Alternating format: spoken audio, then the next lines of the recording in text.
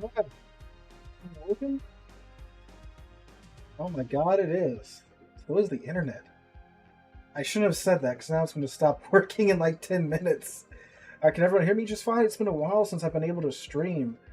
Not for lack of trying. We've been trying, I believe throughout the month of July is when I started troubles. I think we were able to get through June just fine. But then July was not kind with the internet. For several reasons. I do believe that was probably because of the storms that went through Texas. Apparently, a lot of the hubs for the southeastern United States, their internet hubs are based in and around like Dallas and stuff. Those places that were hit by the storm.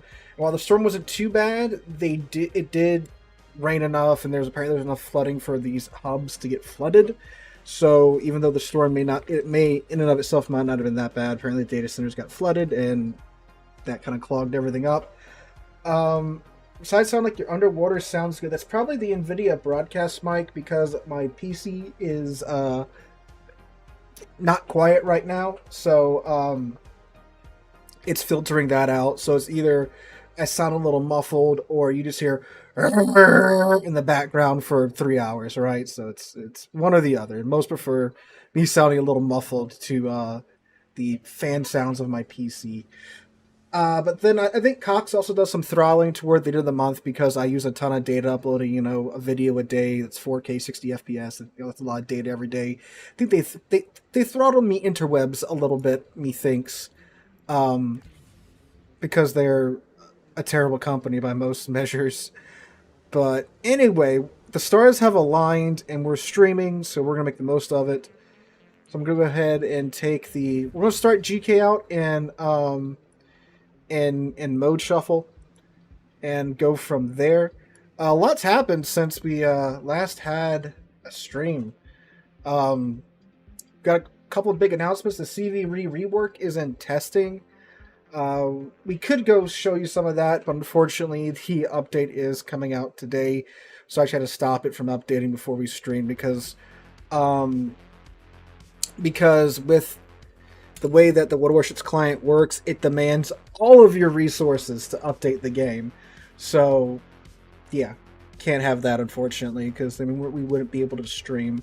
So, but I don't think too many people here want to watch 3 hours of CVs. Yeah. The sounds would be pretty banger. I don't know that they were not so banger back in the day, and I don't really hear it because I got the headphones on and stuff. But when you look back and watch the footage back, it's like, oh yeah, that's actually kind of annoying to hear. A lot of the bigger streamers, when they have like different setups for their stream. Like they'll have their actual streaming PC. They'll have it in another room or something, or like way in the back of their room in some soundproofing or something to cancel out the noise. Sleeping with grinding, absolutely. Started playing a few days ago and been using your videos to guide me, so thank you. Can you point me in the direction to find info on ammo caliber versus armor thickness? So when it comes to armor thickness, not the only thing, but the main thing you really want to worry about is overmatch. Overmatching is when you have a large enough caliber gun to get through the armor thresholds of other ships. There's a wonderful guide on the wiki that has a quick and easy reference chart where you can see if, like, you're playing battleships, see if your gun caliber is large enough to overmatch whatever armor threshold. Like from tier 8 plus, the major armor thresholds, the threshold is 32 millimeters, and that can only be overmatched by 460 millimeter guns, so 18.1 inch or larger guns like the Yami, Musashi, Shikishima, and the super ships that aren't the French and the American super battleships can overmatch that. The 457 millimeter guns can overmatch that. That's just one example. The other big thing when it comes to armor threshold is HE pin. So most light cruisers, they're taking everything that they can to push their HE penetration values up. That way they can too pin the major armor thresholds at that tier. Again, tier 8 plus is 32 millimeters. That's why a lot of light cruiser players will take IFHE to push their HE pins into that 32 millimeter or above territory. That way they can do good consistent damage and not rely on fire damage. And of course it's different as it's different as you go up and down the tiers. Obviously, as you go lower in tier, the armor threshold is lower because the calibers at those tiers are typically smaller than what you find at higher tier. But yes, there is a wiki page on that. And obviously, too, you do need a bigger gun or like a gun with higher velocity to get through more armor, right? So like you can't go pinning, be going and pinning belt armor with 105 millimeter guns usually, right? Of most battleships and battle cruisers,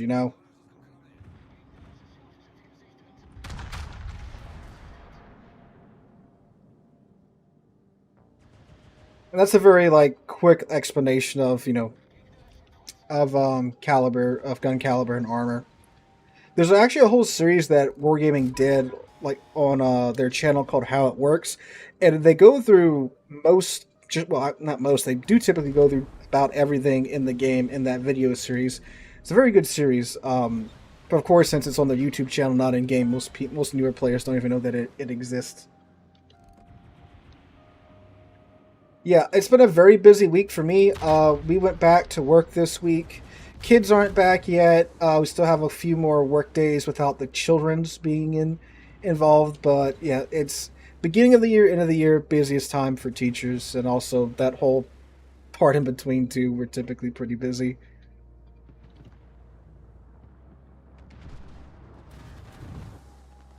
That Republic keeps getting some shots off on me. Pop Hydra, because I'm sure there's Shimakaze has some fish in the water. Have you heard about the Mr. Beast allegations? I knew this was going to come up, even though we don't even really talk about any of that type of stuff. But yeah, I have, and it's like, my God, nothing's real on the internet apparently at all. There is no Tooth Fairy, there is no Santa Claus, and there is no Mr. Beast. I'm about to get clapped by this Montana though. Maybe not. Okay, that wasn't too bad. Sneaky Shimakaze though. Look at him going over there. But yeah, I have heard about them. GK and Schlieffen, I would choose GK because I don't have 2,000 battles in Schlieffen, but I do in GK.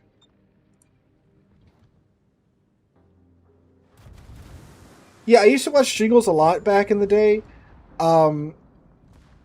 especially when I was first starting out. He's a great dude, really chill guy. Well, see, the thing is, I don't really have the... What? We Stern Citadel the Yami? What? Must have hit his flat stern.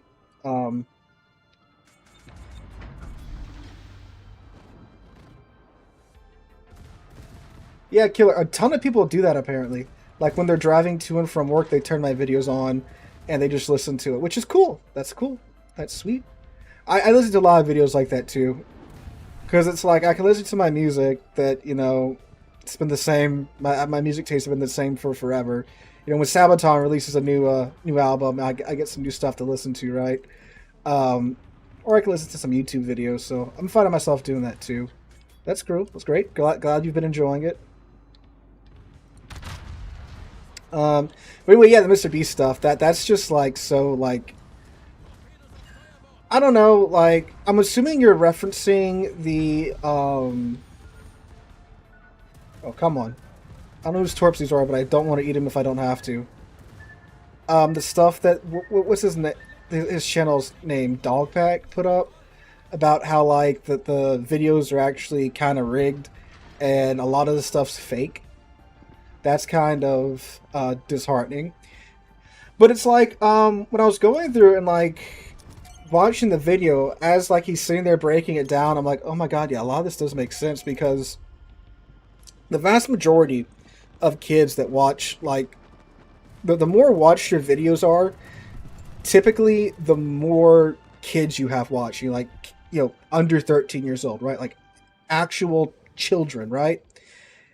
And when that that video that Dogpack put out pointed out that, like, yeah, you don't really have too much of a chance of getting in like a Mr. Beast video unless like you know him or like you're an employee there and like your family gets involved in it.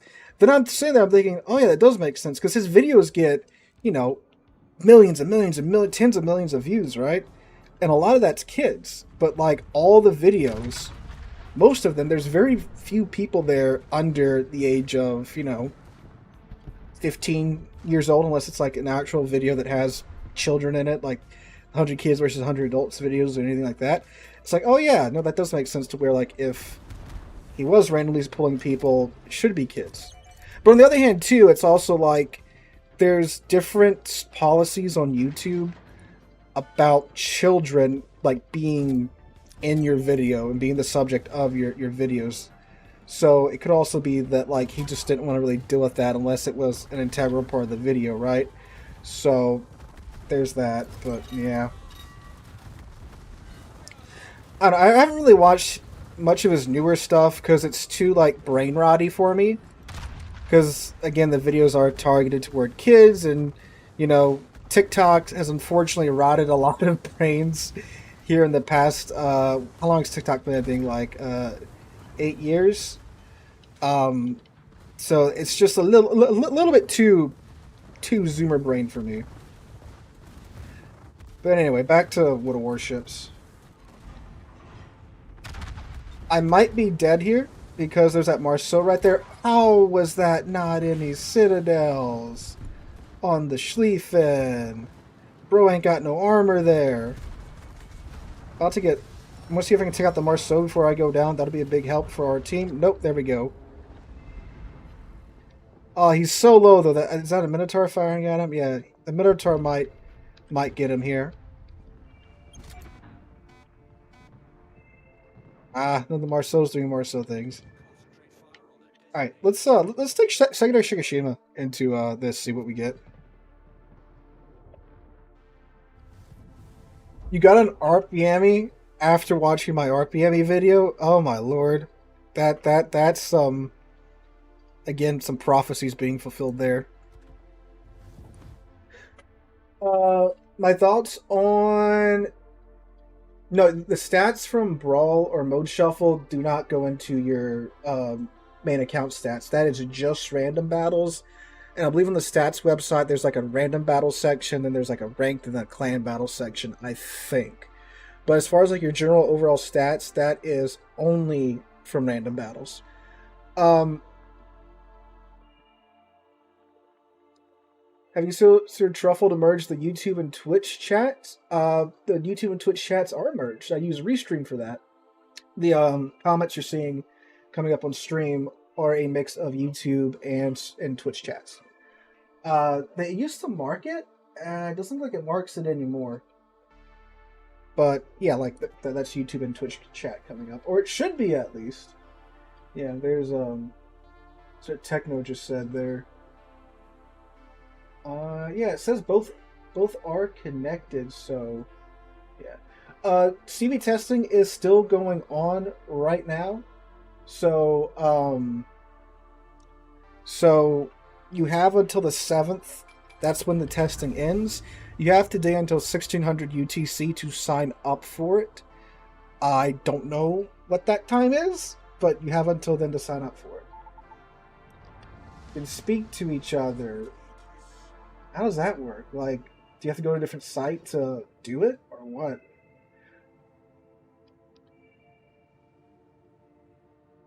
Yeah, EE41, don't worry, you're not the only one. I've been able to stream the past month because of my interwebs.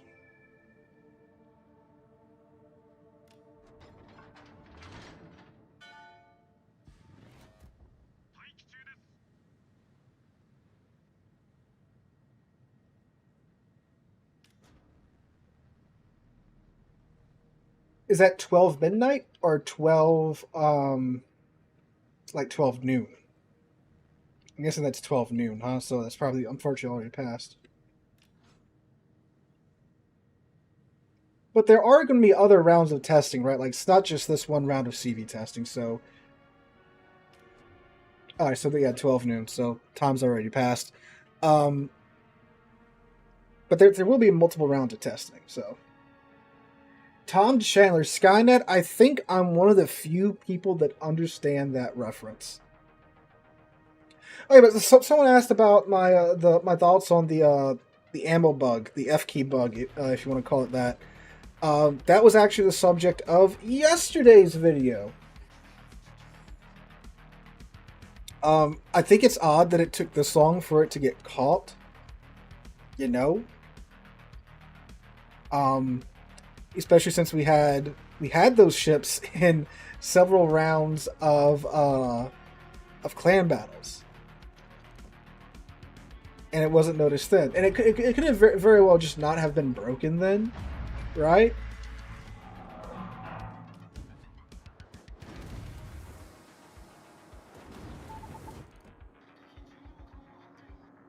Yeah, the last ship, really good. Okay, so there were 5 seasons, I believe, of the last ship. Season 1, 2, and 3 were really good. Season 4 was okay. 5 was kind of... 5 was cool because they had an Iowa-class battleship in it. Did they explain how this random, like, wannabe Cuban Caesar got an Iowa-class battleship up and running? And how the U.S. government didn't notice an Iowa-class missing? No. But that's alright, because it was cool.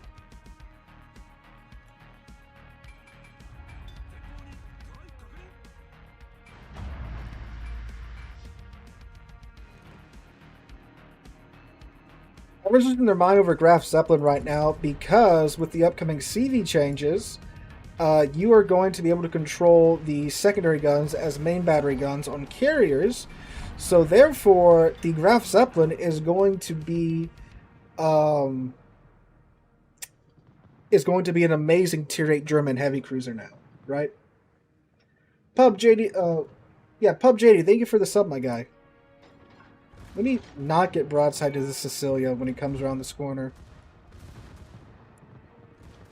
Yeah, I often go back and I'll rewatch Season 1 of The Last Ship because it is that good. 1 and 2 are really, really good.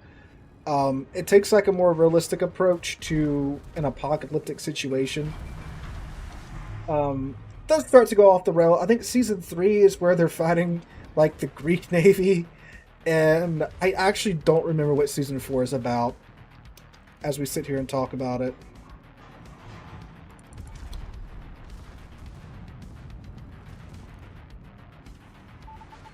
There we go, 10k through the nose to Cecilia.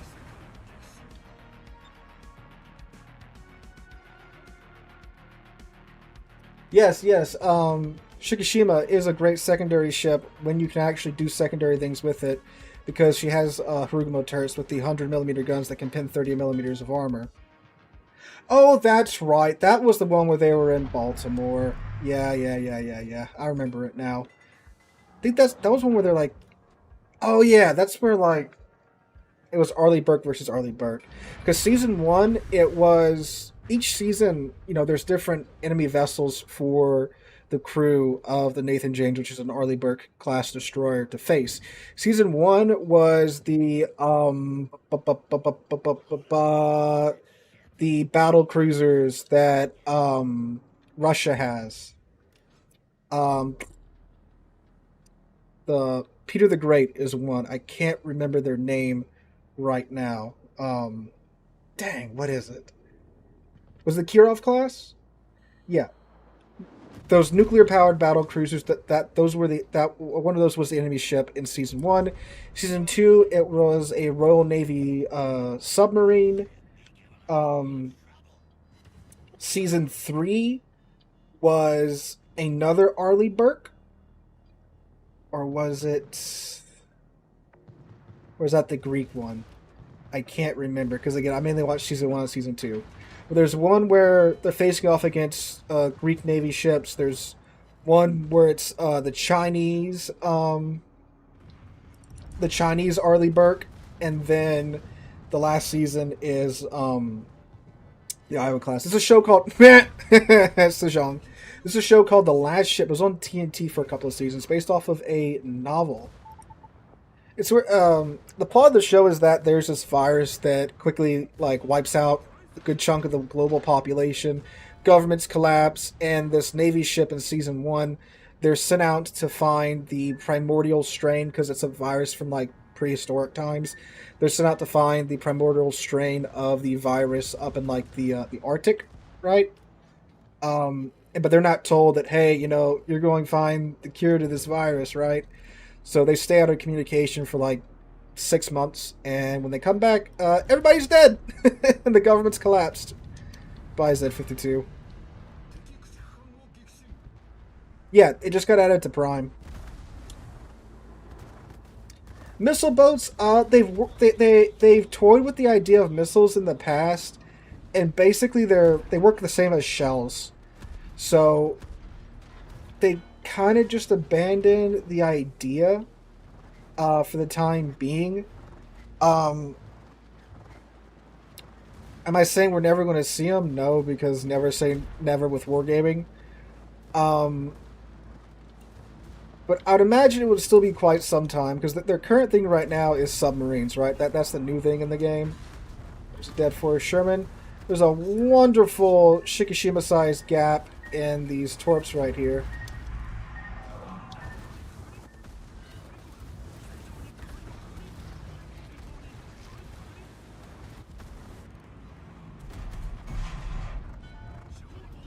Excuse you? Oh, Pebble! I thought you were going on the other side. I thought you were going behind that rock.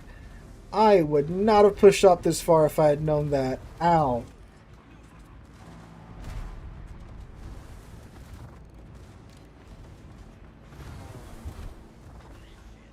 Oh yeah, I'm dead. Pebble got me. Nice shot, Pebble.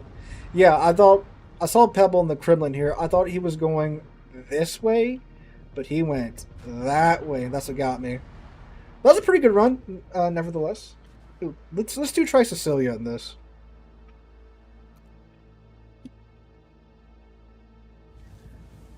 Um, yeah, I don't think it's gonna be a bit because they're not even like toying with the idea right now.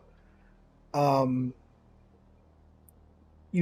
something is in the works when they start introducing it in random and temporary events like mode shuffle. Like they introduced the submarines in a temporary game event, the first round of the Halloween event. Back in the day, that was the first kind of toying with idea of submarines. Then we had the bathtub battles not that long ago, where we had the mines and the support consumables being tested. They haven't done anything like that at all with missiles yet. So it's not until we start to see a random temporary event that has something to do with missiles. At that point, you could start asking, "Hey, when are these going to be coming to the game?" Right now, I can't say if they're working on it or not because I don't know because I don't work for Wargaming, So I'm not going to say never, but I am going to say it's going to be a while before then. I think if they do get into like that modern naval combat, they'll have to do a hard break in the tech line and do like a proper tier 11 to tier 20. You have to have, more tiers. I don't think you can mix tier 10 with missile ships.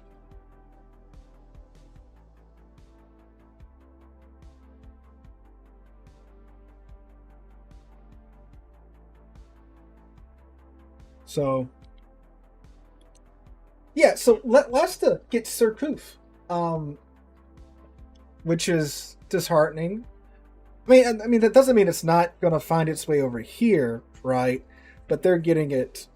Um, they're they're putting it in Mirror Corably or however you say their game's name, um, which of all the submarines besides Archerfish, Surcouf would have been the other one I would have really liked to have seen because of the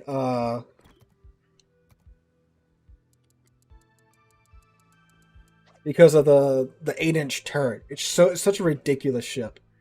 that I wouldn't have mind seeing it in game. But as I'm sure most people are well aware, the community for World of Warships isn't exactly overjoyed at subs.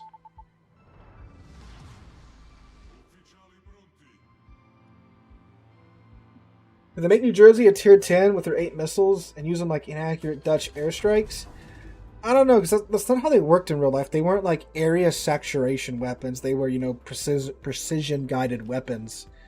So, I mean, they could. Would they? I don't know.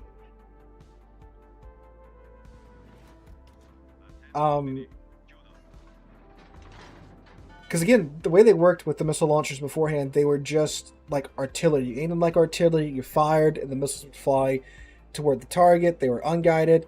And then the other one kind of became, from my understanding, the model for the flyable planes, right? You would launch it, you would control it to the target. There you go. Those are the rumors I heard. I don't know if that's 100% true, but those are the rumors I heard.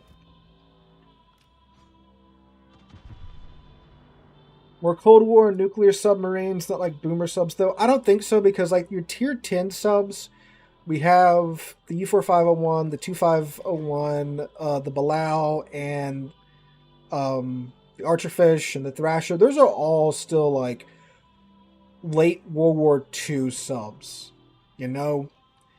If you're going to put like the Nautilus in, it would have to have like unlimited dive time. And that's about as newest as I could think they could go with the subs, right? So, yeah. I mean, maybe some like 60s era subs, maybe, but I just don't think they could do that.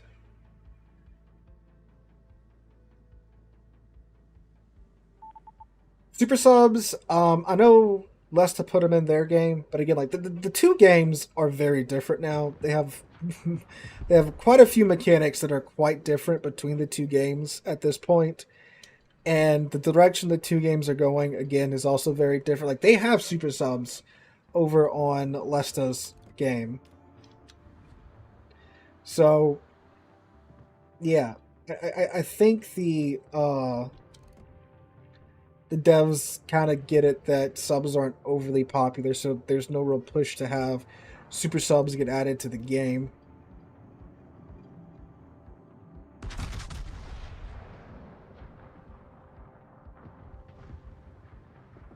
There's a good dance.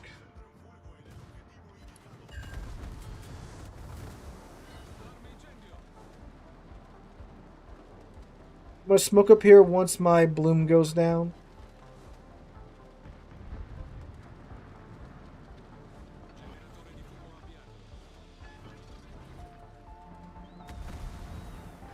Go, my precious.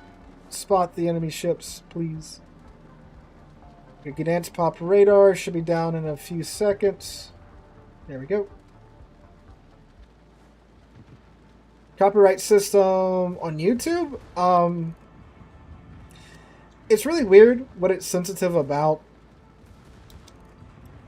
Because sometimes you can get away with like 30 seconds of like music or a video clip or something. And sometimes it's just 2 seconds of something. No. Like with the Johnston's intro bit, it was just like 15 seconds from a SpongeBob SquarePants episode. And no, it just wasn't going to happen apparently.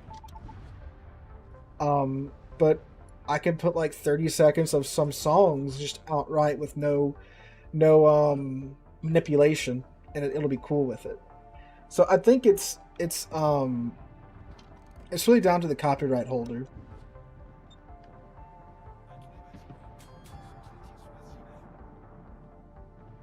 Yeah, the Surcouf. Yeah, like Surcouf is cool. I wouldn't mind seeing a Surcouf in game. As long as it's, more like based around gunnery gameplay than torpedo gameplay.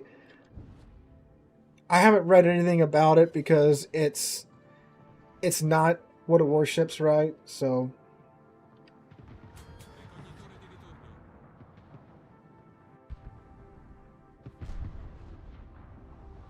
I used to do a Lesta video every now and then when something interesting would happen, but people got upset that like it was Lesta and not one of Warships, so it's kind of like, what's the point? So I was like, yeah, that's fair enough. So, no real point in covering, in my opinion.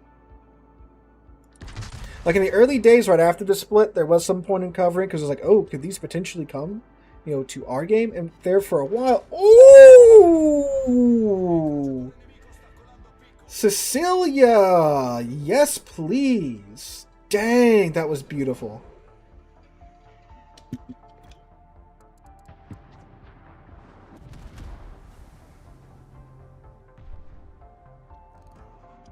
We're in mode shuffle right now. This is the altered arms race mode. So I was just seeing what was going on out west because we've kind of just completely collapsed out there. The mini Gumo is still somewhere around me. I don't like that. Yeah, I'm more afraid of violating Wargaming's, community guidelines than copyright, because most cases they won't strike your channel unless you blatantly upload like an entire movie or something. They'll just say, hey, look, this is copyrighted, it can't be monetized, or if it is monetized, the ad revenue is going to the copyright owners. Like, if you don't care about making money off of something, then it's not really that big of a deal. Whereas accidentally violating community guidelines is a pretty big deal, you know.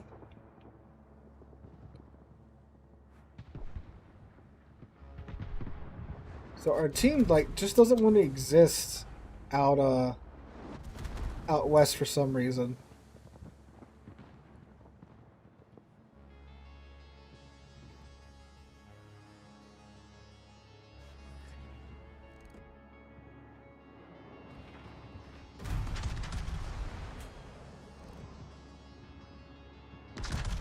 The Schnellboot torpedo boats? I don't know. Because the game has a very like specific scale in mind, you know. I'm not really sure how smaller vessels would really do.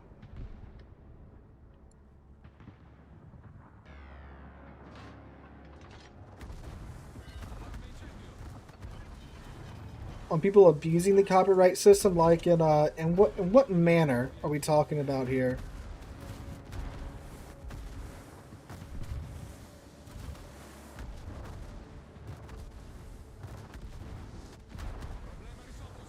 Because there's abuse where like I've seen where like bigger YouTubers, they'll take, you know, bits of videos from smaller channels, put them into their videos, and then like they'll turn around and copyright claim the smaller channel's content as their own. Like I think Logan Paul did that for a bit.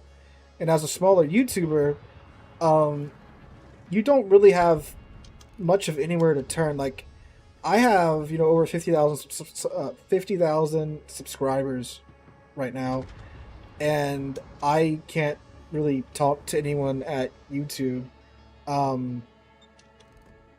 Nor can, like, I don't think until you get until like the 500,000 point can you really like talk to someone at YouTube, or unless you're doing very, very good in terms of views, right? So there's just not really much of a place for smaller channels to appeal stuff besides a bot system, which is very unforgiving. Yeah, I haven't been here for a while either, Magnus, because my internet has not been allowing me to stream at all.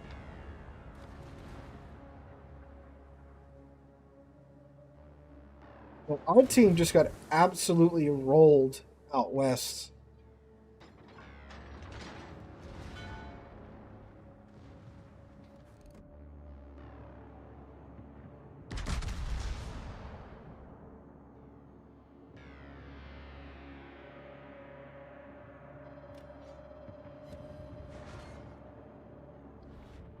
A couple of pins on the GK.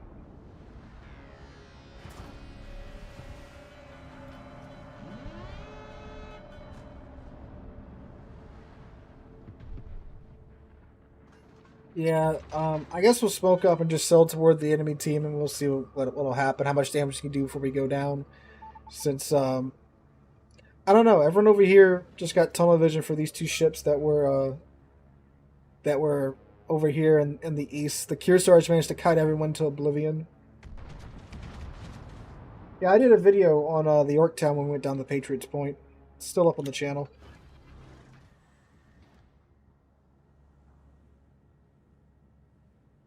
Doing something for 100,000 subscribers? Yeah. I mean, we got to get there first, you know.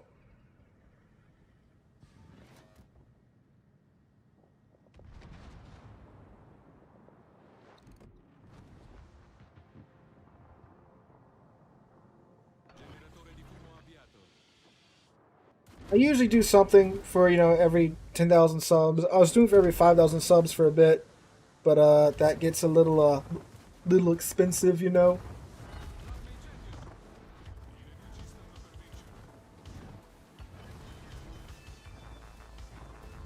So now I'm doing it for every 10.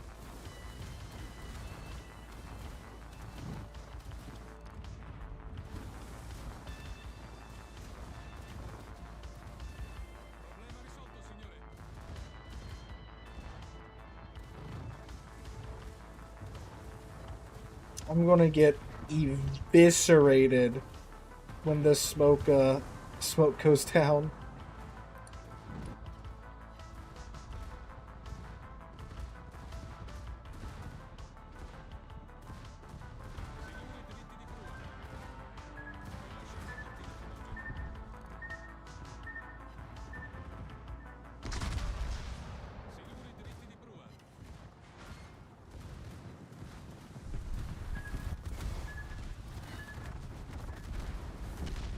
Hey, we might live. We might. Nope.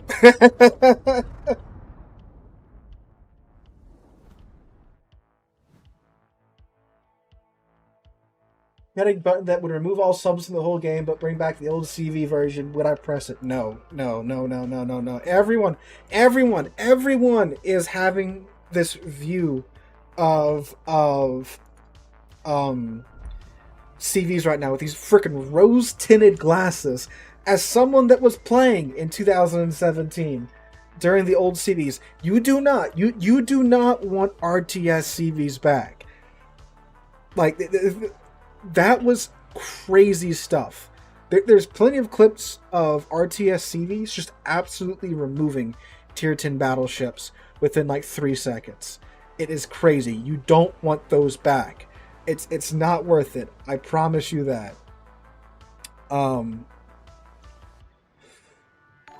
Should we take Schlieffen out next? Like, man. Like, yes, planes were limited. Planes were limited, but guess what? The good players did not care that planes were limited because it didn't matter to them. That's how insane the power gap was with RTS CVs.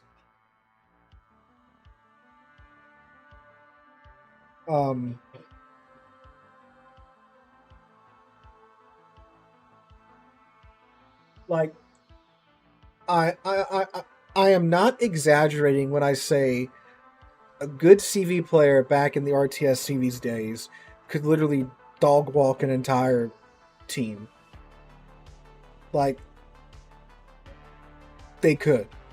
They could literally win it without caring about a single ship on the enemy team. They were that crazy. Like, they're not perfect right now. Will they be perfect after this rework? Probably not, but it's better than RTS CVs. Like, it was terrible. What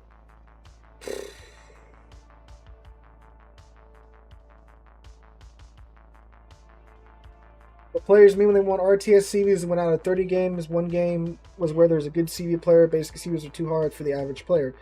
Well, yeah, it was because you were essentially playing a different game than World of Warships. And that World of Warships by itself is a pretty hard, learning curve. And then when you go and you throw a completely different mechanic on top of everybody else, on top of everything else. You know what? Actually, let's try this with Michelangelo. Yeah, but that is a pretty big curveball to throw players. So most players would just go, whatever, I don't care and I won't play it. Or if you would try to play it, it's just absolutely miserable. Oh, we just did a Sicilia game. Just trying to mix it up. Is tier 7 still the best place to grind? It's probably the best place to play right now because you won't get super ships or super CVs. Or tier 8 you won't either. And but like tier 7 you get up tier a little bit less because those tier 9 ships are getting tossed into those tier 10 and super ship gangs. No, I haven't been to the Massachusetts just yet. I would like to go there. There are some plans to go there. But was this convoys? Yeah. But I haven't been there yet. A viewer sent me this, which was pretty cool.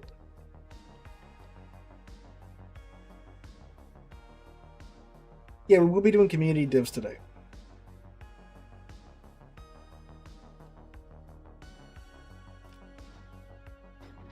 Come visit. We have lobsters for ridiculous prices.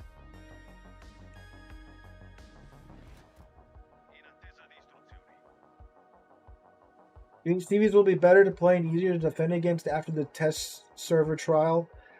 Well, the thing is, like, that's not the final build.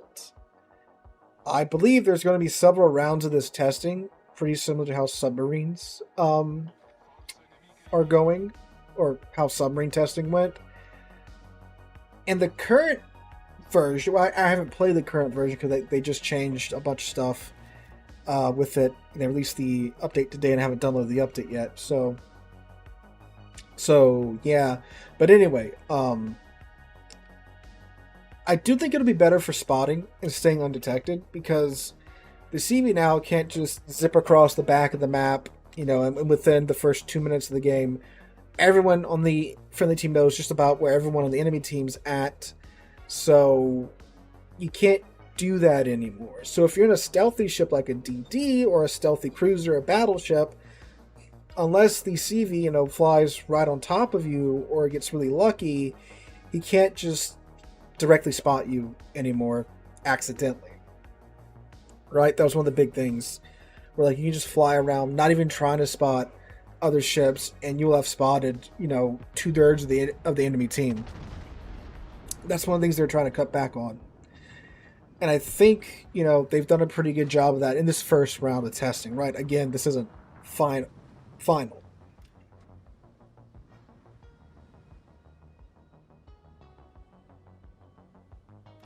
Start of the week after the CV rework. Well, you'd have to suffer through RTS CVs.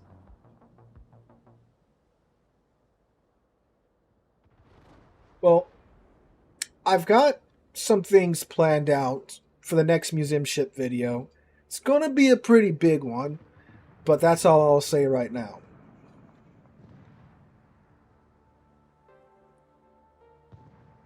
There's an Apley up here. We can go out secondary him with our SAP secondaries. No, right now the CV rework does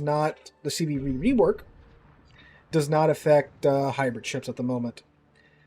I believe they said something along the lines of like they're dealing with CVs first, and then if that's successful, they'll see what's going on with hybrids after that.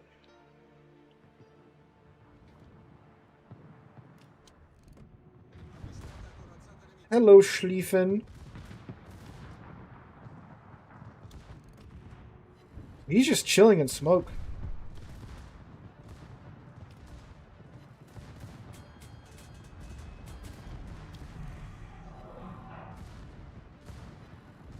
Gotta sell a few more Kearsarges first.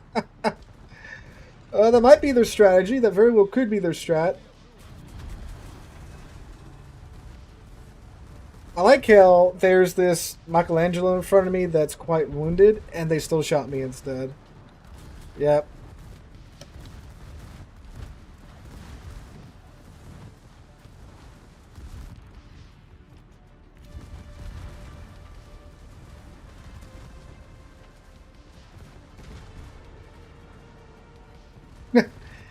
Yeah, I don't know if so there's a couple of things about the way the secondaries work and the new system, if you will. Their range is a little ridiculous, but then it's like, well, oh, come on. That sucks. I damage conned, and in order to fix the engine, and then the engine get knocked out again. Yeah, because like you have like an 18-kilometer range if you build into it with the secondaries that are main battery guns now, and the new system.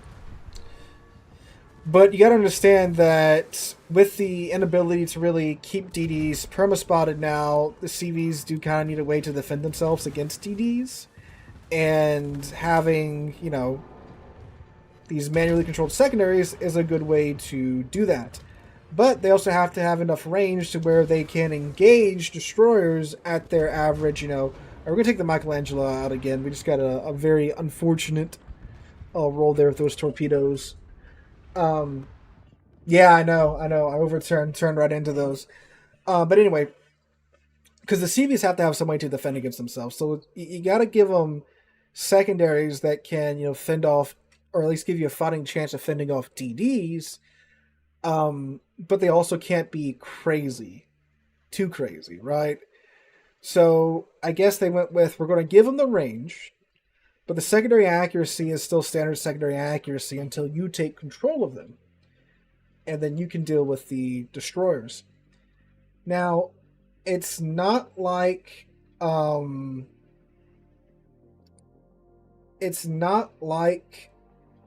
the secondaries absolutely shred destroyers. You can go watch I think it was Tuesday's video where I talk about 2D minimap spotting, and a Z-52 snuck up on me, and I'm in a Hakuru. And yes, I do kill him with the secondaries, and keep in mind that Hakuru is one of the best secondary tier 10s in that rework system, but he darn near kills me. Because CV's this big giant ship, you can shoot it anywhere, you can Citadel it if you have good AP like the Z-52 did. He just screwed up his torpedoes. If he managed to get those more torpedoes on my Hakuru, I probably would have been dead. And CVs, keep in mind, CVs are incredibly unmaneuverable. Even by they feel heavier than battleships. They're that sluggish and such. So, yeah, if you don't screw up with a DD, you'll be fine. And I know a lot of DD players, I've been seeing comments like, how are we supposed to kill CVs if they can outgun us with their secondaries? Torpedo him! You still have 12-kilometer torpedoes, right? Your spider range is still 5.96 kilometers. That's plenty close enough to land your torpedoes on something that's immaneuverable as a CV. You don't have to go out there and try to outgun him. But yeah.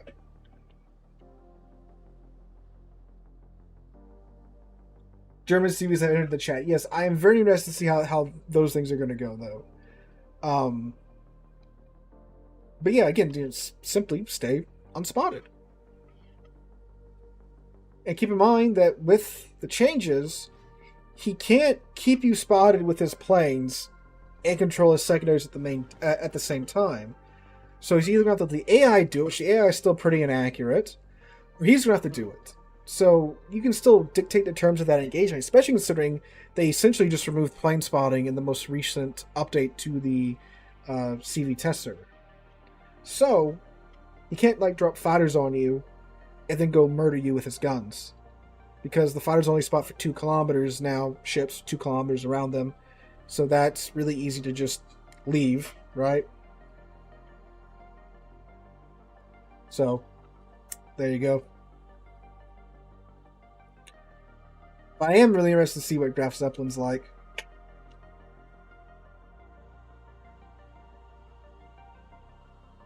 Thoughts on the Ava Tyson situation? Terrible people are terrible people. Doesn't matter who they are. As someone that deals with children all day as a school teacher and seeing kids go through really rough situations, if you screw around with a minor and do terrible things to them, I believe you should be buried under the prison. And that's all I'll say about that. Leadership fighters will actually fight other planes after the new rework. They do? What do you mean? Like, they do. They intercept other aircraft. They intercept your squadron's planes, and they intercept, fighters as well. They work the same way. They just, their spotting's been diminished.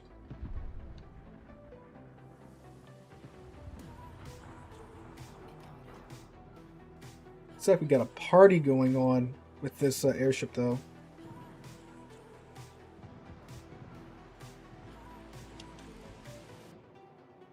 I think that's their Michelangelo. Oh, they have a Michelangelo and a Napoli together. They have the angry pasta ball going on behind that CV. I'm sorry, underneath that airship.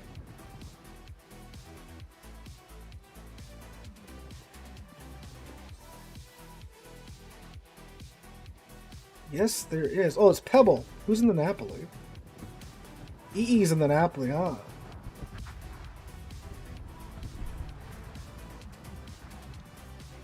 What is with the missile? Has like the missile files shown up again?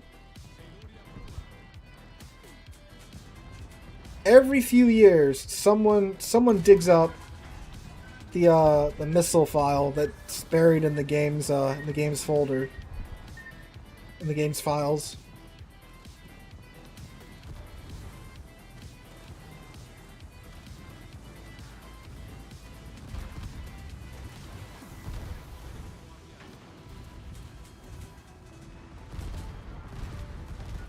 Ah. Ah. Yeah, Wade, I've just had a series of unfortunate events that have unfortunately not allowed me to stream. But, as you see, we are back for the time being, at least. I am glad I pushed my hydro button.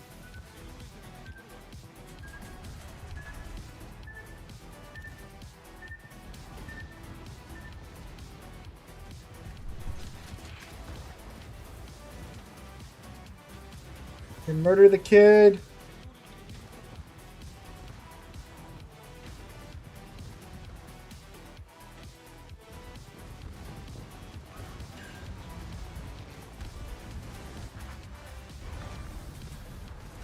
Okay, we're going to try to angle to this Verdi, although we might get him here with our secondaries. We should be fine, actually. Oh, 3 fires. Oh, hi, enemy team. That wasn't even locked onto that Henry. That's alright, he's dead. But I think I'm going to be next.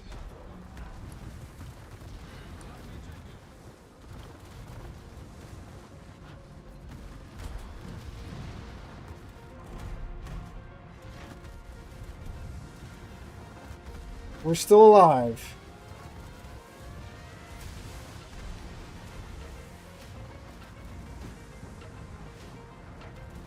Oh, we're dead. Okay, that was pretty fun. Oh, all right. That happened.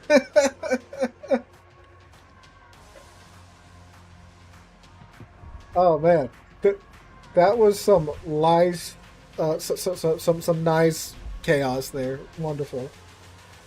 That's what we're here for, ladies and gentlemen. Alright, what's another secondary ship we could take? Oh, let's try the Navarin. The other ship that Wargaming released 6 months ago and still haven't re-released yet. Yeah, I know. We really got saved there by that Hydro. That would have been most unfortunate. Yeah, tier 2 should still be fine because they have bots that fill it up. If not. The Colbert? Which one's that one?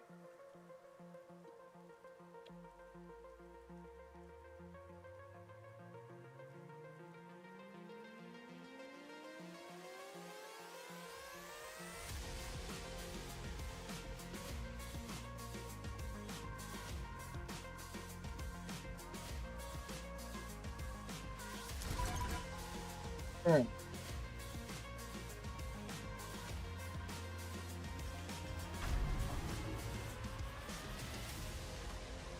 Even Casa is your Casa.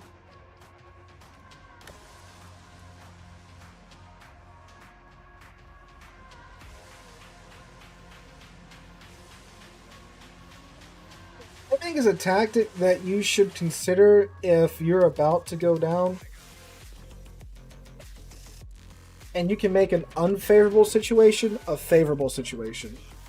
Like, if you are going to die, but you can take out that guy in front of you, then yes, by all means, full ahead, ram him, take him out with you.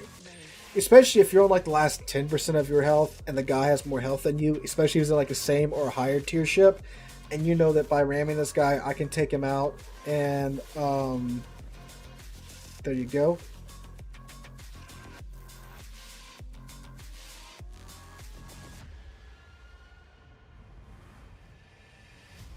Yeah, but the Navarin, if you guys don't know, she has a bunch of 150s, and then what are those guys up there?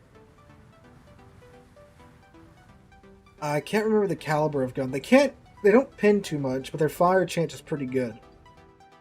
So. Oh, and you have rear 360 turrets. These are all 16-inch, right? Yes, they are.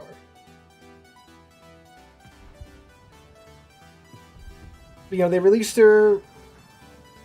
I think it's over 6 months ago since the Navarin's been released. But they removed her, and now I don't think she's been brought back yet. Even in, I think they are 120s, Magnus. I think they are. She hasn't been brought back in a normal way yet, so yeah.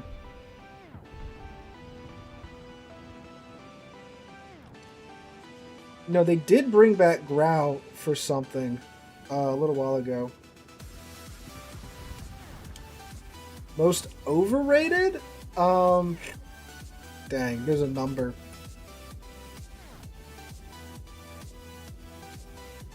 I think Kremlin is pretty... Something's very close to me because we have a 12.1 conceal on the ship.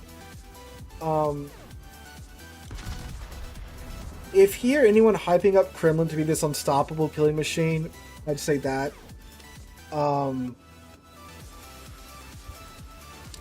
Petropavlos kind of is, because again, like, with so many... And this happens a lot with Russian ships, more so than other ships. Like, during testing, they'll be super broken, but then Wargaming will nerf them. But many players will still consider them to be, like, ungodly broken or something. Later on down the road when they are not. Oof, ouch. Yeah, Navarin does have a very squishy side.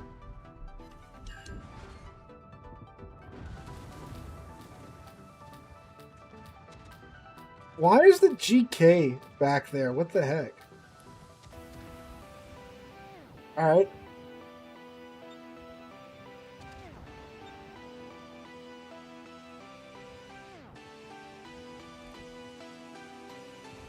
Kremlin side.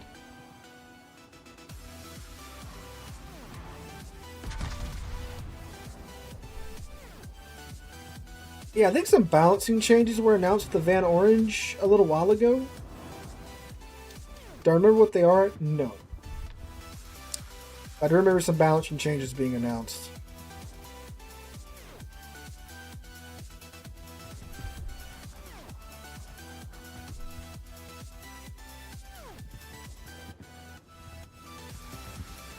They're just sitting in the back It's so sad to see this.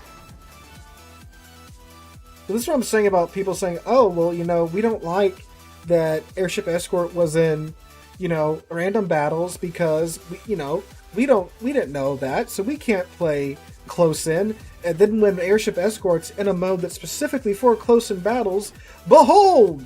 Players still sitting in the back. I was like, oh my god.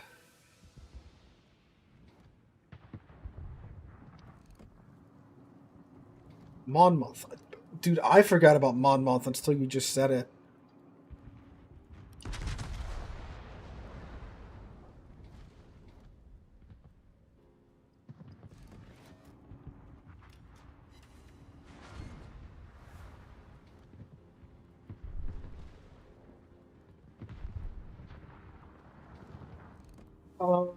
I don't think there's very many ships that get forgotten about by wargaming. They're being worked on. It's just we haven't heard a lot about them.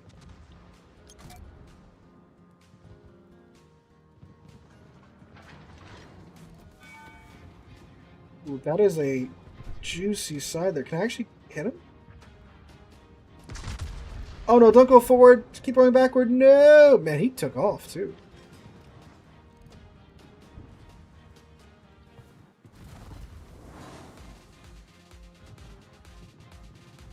Senators, you can't arc that?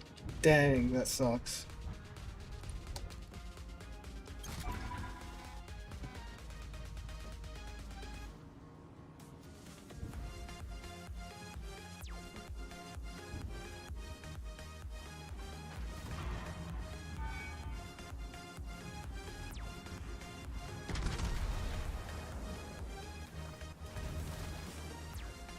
The Castilla being played in the back genuinely hurts me.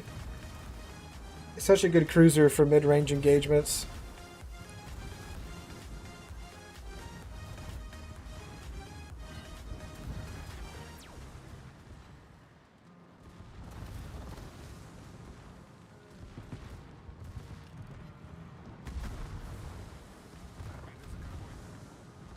Well, we're going to try and get out of this Gearing's main battery gun range. I guess we'll just try to kite the Ohio to death. Hey, thank you for the bits, Magnus. Thank you for the 10 bits, my dude.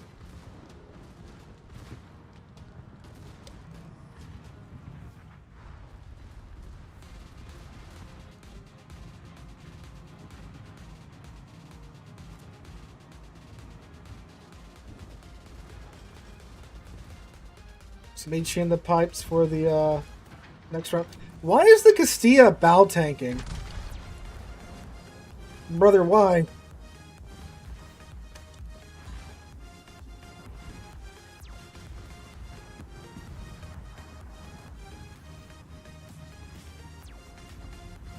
Speaking of HE, my fire chance on this Ohio has been not great.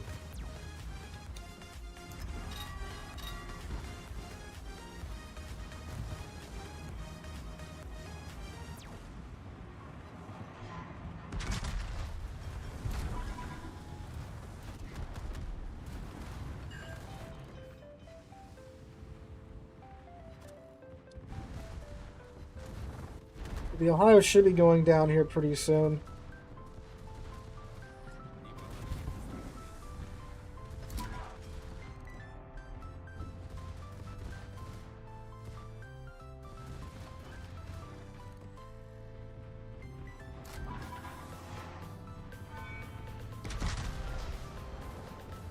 Oh, God.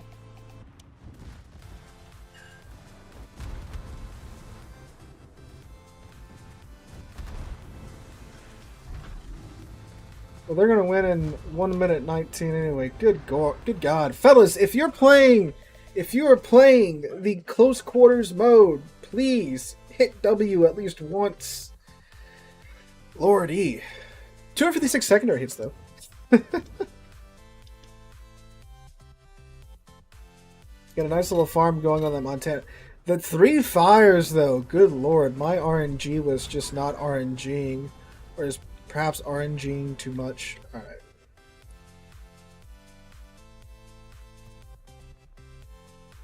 Yami, Do a tank build until you get the legendary mod.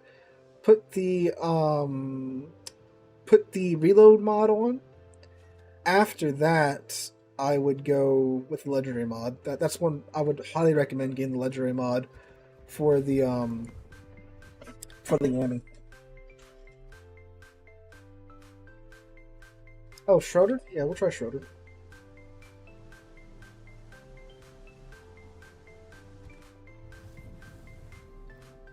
Well, fun fact, I accidentally took a secondary Thunderer out, I think like 2 months ago on stream, because I forgot that I borrowed my Thunderer commander and retrained him for my Ashen Core.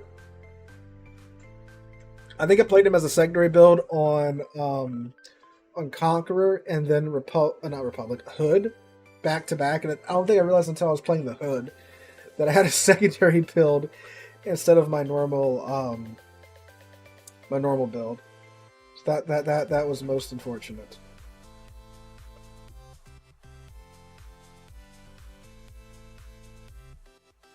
But yeah, Yami did a video. It was like a month or two ago. It was like what was it called? Best battleship build for 2024.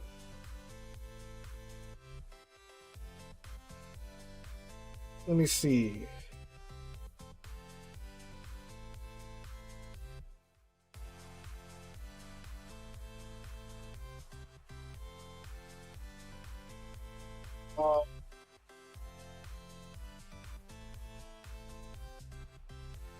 Lord Battleship builds.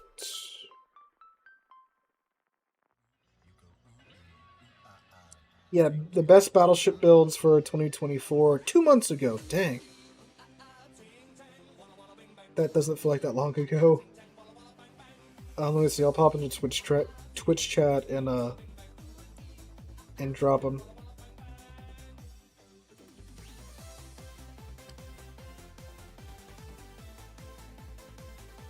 Remember where I put my Twitch app on my phone at? There we go.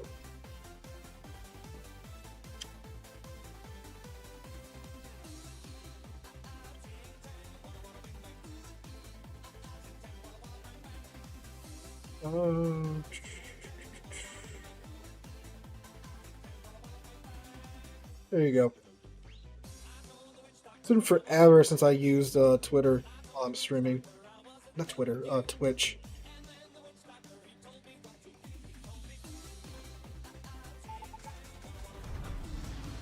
It seems that Darth and Carthen are very good at stream sniping.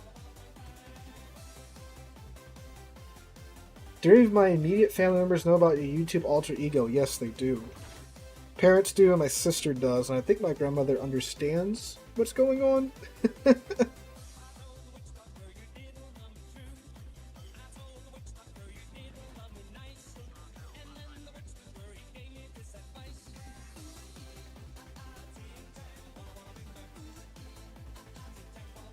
Yeah, Conqueror is still good. Conqueror is still very easy to use. Still very annoying to fight, but at least I can Citadel the thing now, unlike when it came out when you were just simply not allowed to Citadel it.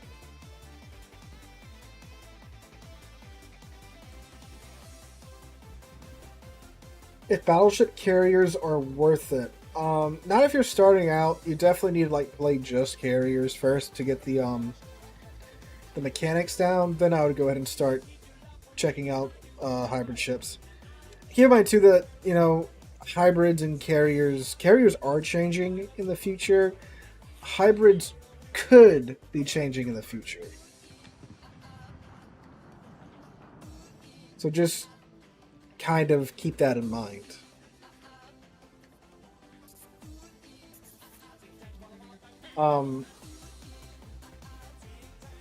Like that Canadian saying here, Kearsarge by itself is just a tier 9 Montana with a longer reload with a flight deck bolted to it. So like theoretically you could play Kearsarge and not even touch the planes and still do fine. Right?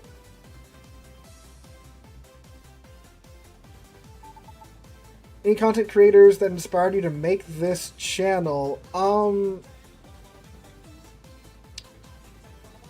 I don't know, like, the channel wasn't styled after anybody in particular.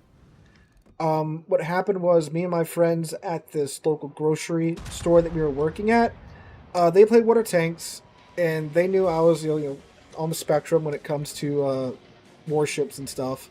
So then they said, hey, look, there's this other game, Water Warships, that's like water tanks, but it's with ships, right? They told me about it. I checked it out, and they were watching Jingles for his water tank videos, and I was watching Jingles for his Water Warships videos. So we were both talking about Jingles and stuff, and then we would just be talking about, what happened and they were talking about what happened in water tanks. I'll talk about what happened in Water Warships. And just by that, I was playing on PC because Water Tanks is on console for them, and Water Warships wasn't at this time, so I had built a PC to play Water Warships. And they're like, yeah, you have a PC, it'd be really easy for you to like record and upload your videos to YouTube and stuff. So I started to do that, and that's where the channel got its start from. Ow! Well, yeah, that was sap from a Columba, that makes sense.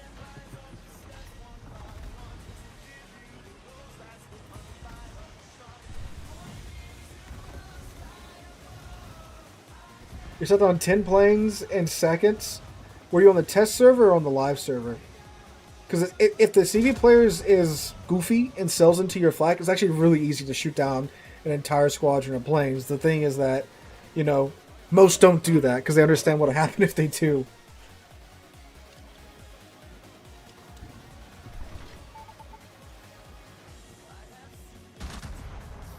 And same is true when it comes to like the test server. It's if the CV player is not dodging the flag, you can ruin their day very easily.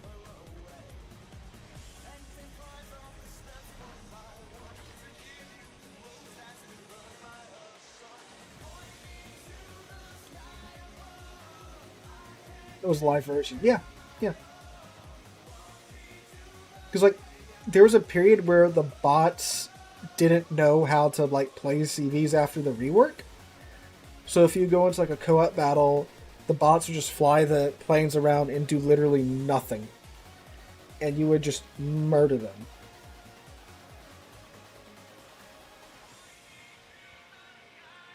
I played Justice League. Battlefield 2042 was a bit of a letdown. Apparently it got better, and then they just ended support for it. So there's that. I'm actually pretty excited for Star Wars Outlaws.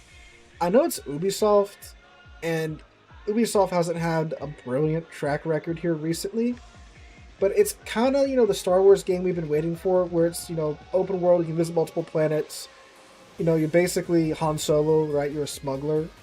And from what I've seen, it's not a game where you can, like, just shoot your way out of every situation, or, like, fight your way out of every situation like some of Ubisoft's other games are, like Valhalla and Odyssey, where, if you're just good at the combat, you don't really need to worry about much. So I'm excited about that, if it does wind up to be a game like that. What I think is also cool is that they've actually, like, shown us footage from the game. A lot of the stuff they've been putting out recently has been actual gameplay footage, and not just, cinematic videos or trailers, or, obviously fake game trailers like they used to do. So I don't know, like, I know it's the latest thing to hate from Disney and Star Wars and stuff, but I just got a better feeling about it. It comes out at the end of the month, and I'll probably check it out then.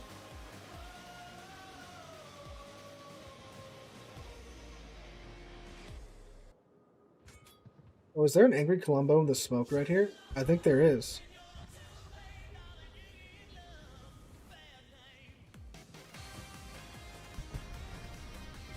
Well, the good thing about the GK is that, yeah, you got the skin for it, you can't really get it, but it's behind Cole. Cole isn't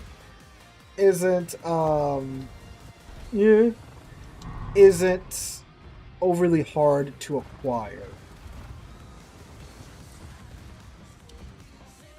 The game is half-baked. Well, what Ubisoft said, and now this is what Ubisoft is saying, that they've been showing off the game on a pre-release build. There are issues that they're still working on. How true is that? We'll find out at the end of the month, right? And I don't want to say I believe them, but the thing with like the modern game industry, so much of the game is finished in the last like 80 days. It's crazy, the crunch time in the game industry. Like, same thing happened with Red Dead Redemption 2. So much of that game was just, the crunch was insane on that game. There's whole documentaries about it. So I can buy that, you know, like this footage that was shown off like 2 months ago. It's not a finished product yet, and it could very well improve before the game comes out. But again, too, it could just be like, well, you just rushed the game, right? That's what I'm saying. Like, I'm not saying it's going to be fixed when it comes out 100%. I'm just saying it could be, right? But it very well could still be full of bugs and stuff. I'm not pre-ordering it. Or I might to get early access so I can get the video out on time. Maybe, but I wouldn't encourage you to pre-order it.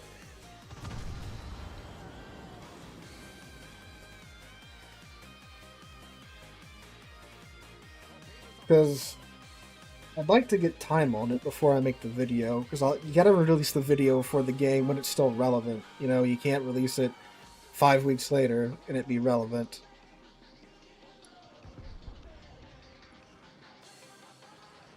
Okay, well, it looks like we're gonna lose this one too. We'll see if we can get something done. There's another Schroeder. Who's in that Schroeder? Parthen's in that Schroeder.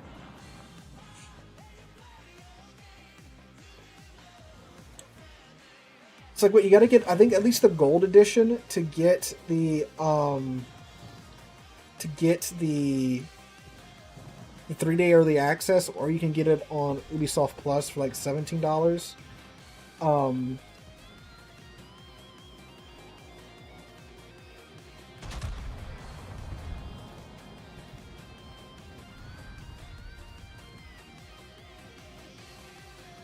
Yeah. I don't know if that's accurate about Ubisoft games dropping a bunch, because I bought like the Division, not the Division, Ghost Recon Breakpoint like a year after the game was released, and it was still $60. The only reason I got it was because it was on Steam, and Steam had their sale when it got dropped down to like $20. So, yeah, I don't know how accurate of a statement that is. Maybe some of their smaller titles, but like their big name titles, I don't think they really drop the price that much. Like how much is like Rainbow Six right now? It's probably still like $50, right?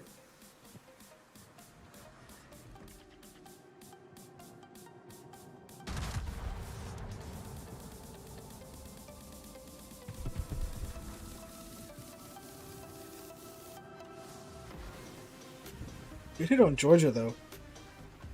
I mean, like, you know, I'm making a video on it, so like I gotta get it ideally as soon as I can, you know, to get my, oh, I'm dead.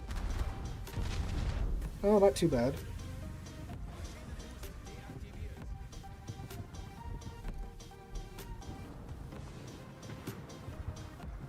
Okay. Do you have a $6 this summer for Rainbow Six? Oh, that's a relief. 40-50% after 6 to 8 months. I wonder why they didn't drop Breakpoint's price, because that game didn't even do good. And you would think they drop it just because, you know, to increase sales.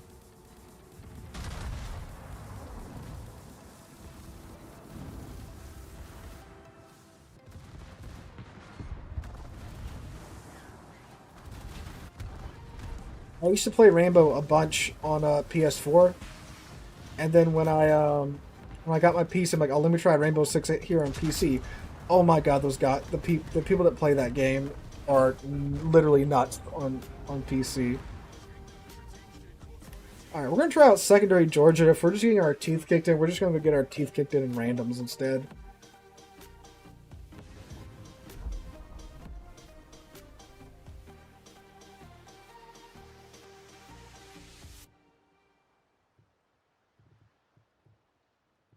There you are, Georgia.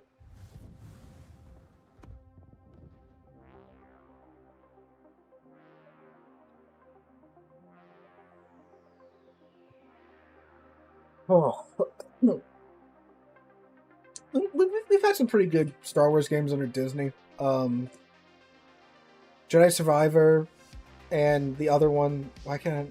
Because Jedi Survivor, and then it's Fallen Order. Yeah, Fallen Order and Jedi Survivor were quite good. Battlefront 2, after they stopped being stupid with it, was pretty good.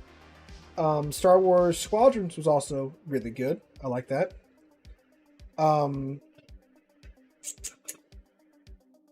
What misses? The first Battlefront wasn't that great. If they would have continued support for Battlefront 2, it would have done it would have done well. But they just killed it. I guess the Battlefront series is cursed. They just can't get to 3. They can't count to 3 to save their lives with the series. Jedi Survivor, I really like Survivor. I like Survivor and I liked Fallen Order.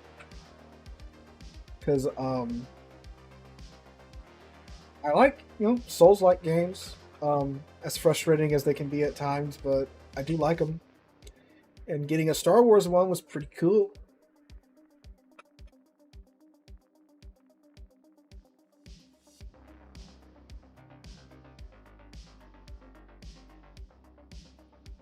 Yeah. They just left the game to die. Like, they fixed it, they let it exist for a couple of years, and then they just killed it. Oh, come on, man. But then they're doing the same with Battlefront 2042, apparently, and I haven't played 2042, so I can't confirm or deny this, but apparently they fixed 2042, and then they just pulled support for it. Oh, come on. Yeah, Survival was cool. The gun lightsaber combo, the blaster lightsaber combo, it's pretty neat. What's my thoughts on Acolyte? Best lightsaber choreography outside of Hayden and Ewan in Kenobi. There were some cool moments, but like the dialogue wasn't great on a lot of them. The main actress, her line deliveries were pretty flat. Kamir's actor, I liked him. I liked him in his role. I don't want to spoil it. I think he did a good job.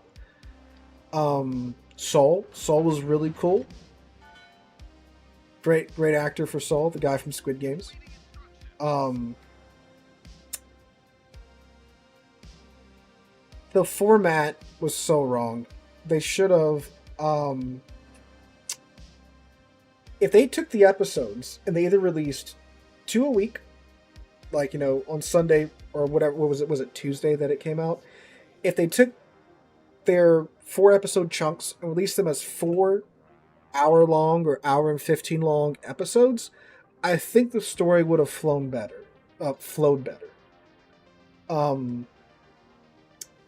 And I like seeing, because if you just watch the mainline movies, 1, 2, 3, 4, 5, 6, you hear about the downfall of the Jedi and how they've, become corrupt and stuff, but you don't see any of that.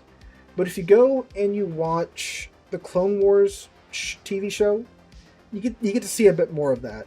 And in Acolyte, you get to see kind of, the Jedi starting to, fall in this manner, this self-destructive manner. And I thought that part of it was pretty cool. But it wasn't done well. And with, like, the budget was insane for this show. Oh, I do like, too, that they were filming on actual sets. They weren't filming on the thing they filmed the first couple of seasons of The Mandalorian on, that volume, that big TV. Like, the volume technology is cool and all, and it's great when you're on a little bit on a tiny budget, but it's like after watching so many, shows that were clearly filmed in this volume, you can tell like, oh, everyone's standing like 5 feet apart from each other at a max. This was filmed on a volume. Because if you notice in The Mandalorian, there's a lot of that, right? And then you notice in Kenobi, there's a lot more of that too. Just like with the flashback to Obi-Wan and Anakin fighting in the Jedi Temple, it's like, yeah, they're like this close to each other the entire time. Same with Kenobi and Vader's fight later on in the series. But on the Acolyte, they had actual sets, which I thought was really cool, and they looked good too.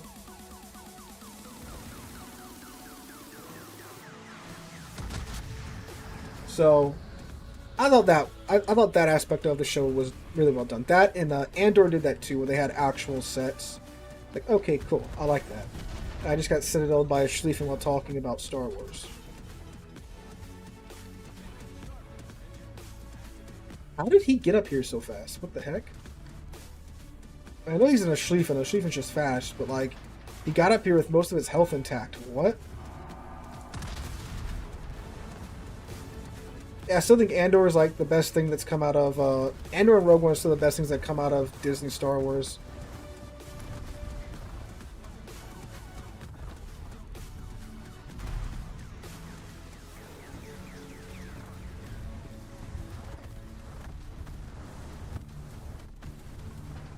Broskies, can we get some help on killing the Schlieffen? He's way overextended.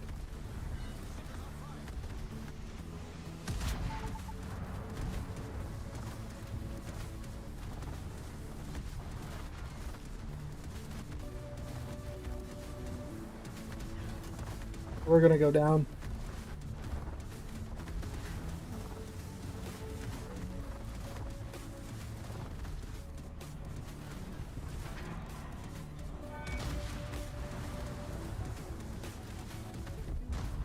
Alright, we're gonna give the Georgia another whirl.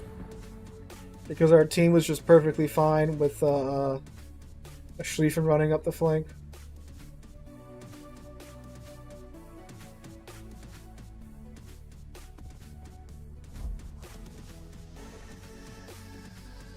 Like if we're just getting constant losses, we'll go swap over the randoms.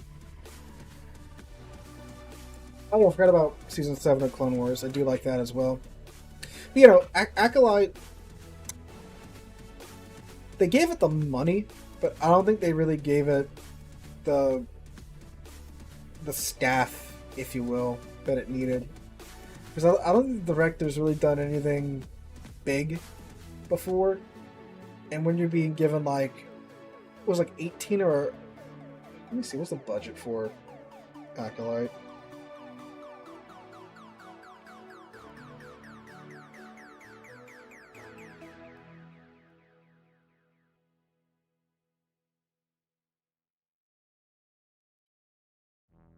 Budget. So it was $180 million for 8 episodes. Dang, it's a lot of money. So 22 million per episode. Dang. Yeah. So they gave it the money. They didn't give it the talent. Aside from a couple of the actors, right?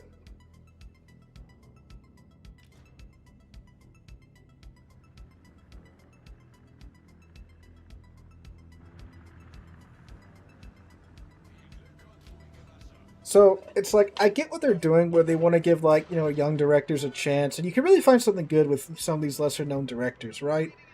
But I mean, like, when you're dishing out $180 million for a show, maybe that's the one where you should get the more experienced director on, you know?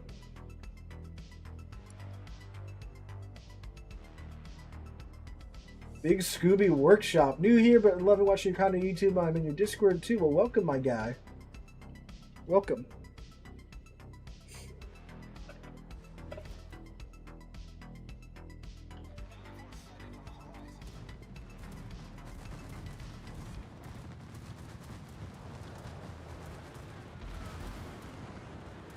Getting some love from the Immelman right away. You know, I'd like, for like a numerical rating, I would give like the Acolyte like a 6 out of 10. Because there was some odd stuff with the writing. Um, like the sets were cool. The Sith stuff was interesting. Lightsaber fights were really good. They got away with some stuff in this show that I didn't think Disney would let them do. That made me happy. Like what was it, episode 4, episode 5, and they had the stranger just show up and just dog walk that group of Jedi. That was really good. Oh yeah, it's much better than the Book of Boba Fett is like a 4 in my opinion. What was I saying? Oh yeah, and the lightsaber fighting in the last episode was also really good too, between Saul and the stranger. I don't know much about it, Earthman. I really haven't looked into it much at all. Been too busy with the start of the school year. Oh yeah, another thing I liked about the Acolyte is that they had the balls to kill off a surprising number of main characters. I like that. It felt like, seasons 1 through 4 of Game of Thrones where like nobody was safe, right? That was pretty cool.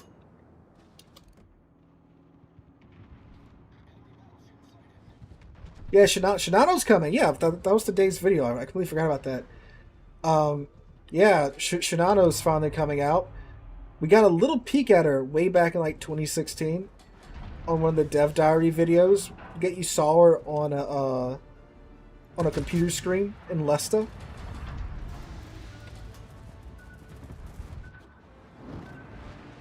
No, Matthias, they did not. They did not give. They did not gender the Force.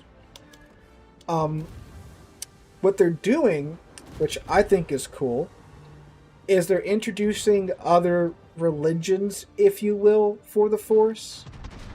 And that's kind of how, if you like watch the prequels and the Clone Wars, and especially episode 4 of the original series, the Jedi are presented as a religious order. They're like monks, right? That study the Force and practice the Force, right? And as you watch the Clone Wars, they introduce other Force users like the Witches of Dathomir, that they use the Force in conjunction with their ancient magic, right?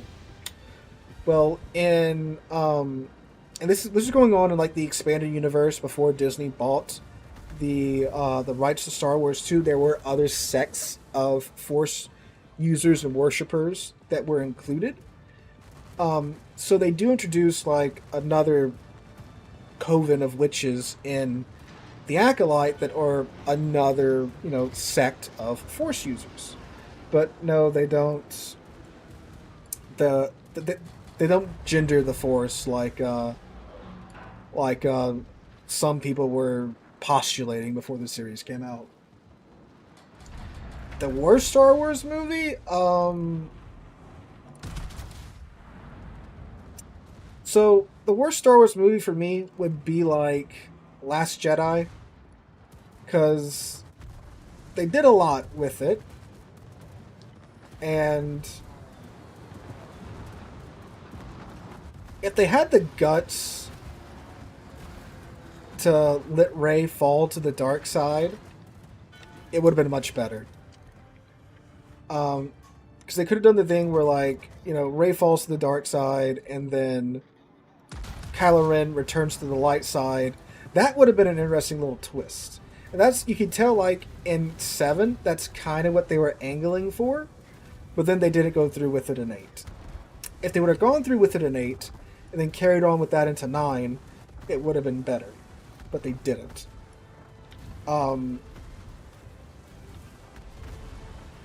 So, yeah. But they played it safe. That's another annoying thing about the sequel series is that they didn't have a clear vision for the series, and that hurt them a lot.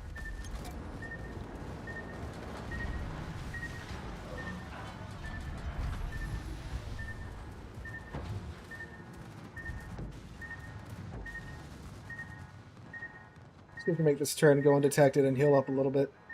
Why is everyone's... Well, not everyone, but why are so many players hanging back? Like, why is the GK the furthest battleship back? Like, dude's almost even with the carrier. Hey, Dunkman, how's it going? What really sucks is seeing the concept art and like the storyboard for Trevorrow's episode 9. That looked pretty cool. And I'm mad they didn't go with that.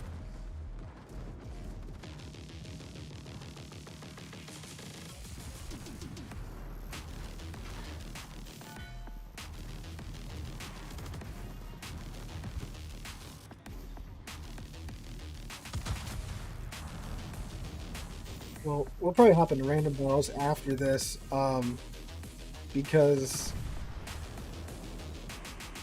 you know, I can sit in the back in random battles and, you know, do fine there. Whereas I spilled water myself. I was a little too enthusiastic with that that last swig I took. Oh yeah, I've read Death Troopers. Death Troopers is great. Great novel. Would highly recommend it to anybody. I've read a ton of the EU books because I was a 90s kid. Read the entire New Jedi Order saga or series. I think it's a series at that point. There's like 20-something books in it. The whole Yuuzhan Vong invasion. Read that. Read the Thrawn books. The original Thrawn books by Timothy Zahn back in the day. And the new ones too.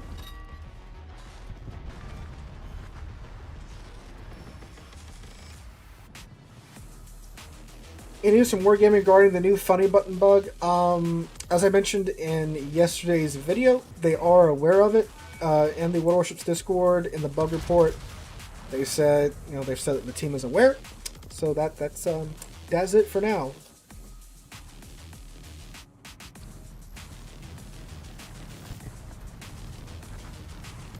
Tips for grinding the Yami? Well, the Tier 7 battleships a little, it's a bit of a roller coaster with the Japanese battleship line. The Congo's great. Tier 7's rough. Tier 8's great. Tier 9 used to be rough with the Izumo, but not so much anymore. Generally, until you get to the Izumo, you stay back at mid to longer-ish range and just run around like a like a battle cruiser, because the line does bounce back and forth between battle cruisers and battleships. And we're gonna die here. Oh no, they ran out. Thank God. And then when you get to the Izumo, it's a shift to, you know, battleship angling gameplay rather than using your maneuverability to do well.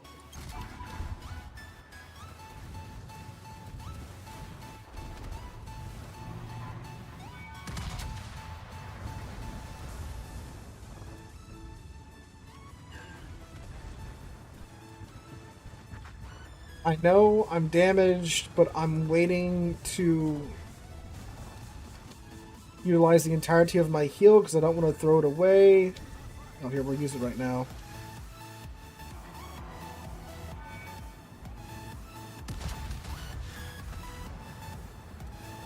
Oh, and thank you for watching, my guy.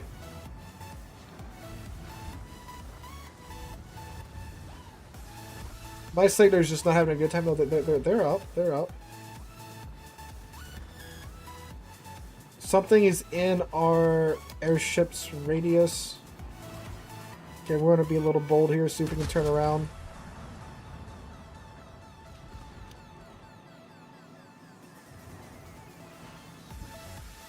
What's the end? Yeah, the Fletcher's in there. They're gonna win.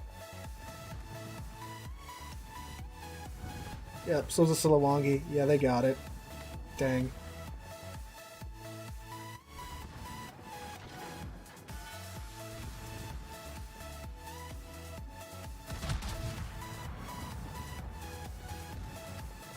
And there they go.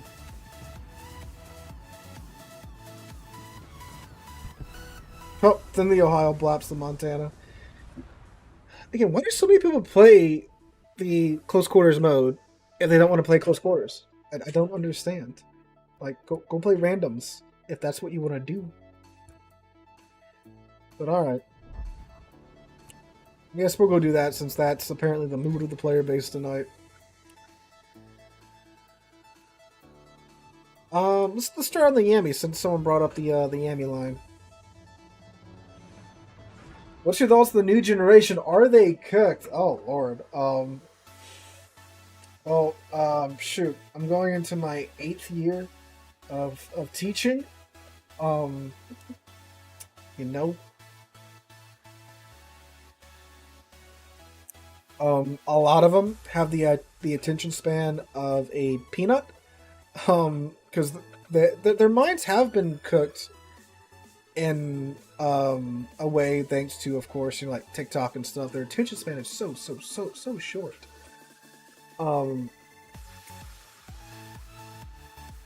But yeah, we still have very smart kids that are well equipped to do well in life. And then you have some that just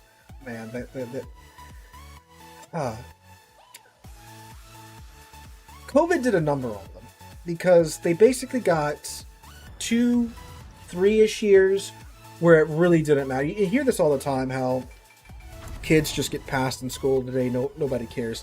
That's not really true. There's a couple of instances where, of course, some laws are in place where some kids do have to be passed no matter what. They're normally, have disabilities that don't allow us to fail them. But generally, kids still fail all the time and they have to repeat, and it's a little bit different. You don't necessarily get held back. You just get additional classes on top of your schedule. You'll be taking classes through a remedial program and such, where you can be taking 2 or 3 classes at one time. But COVID, laws were passed and such where kids just kind of got pushed through the system. So because of that, you've got this lag where they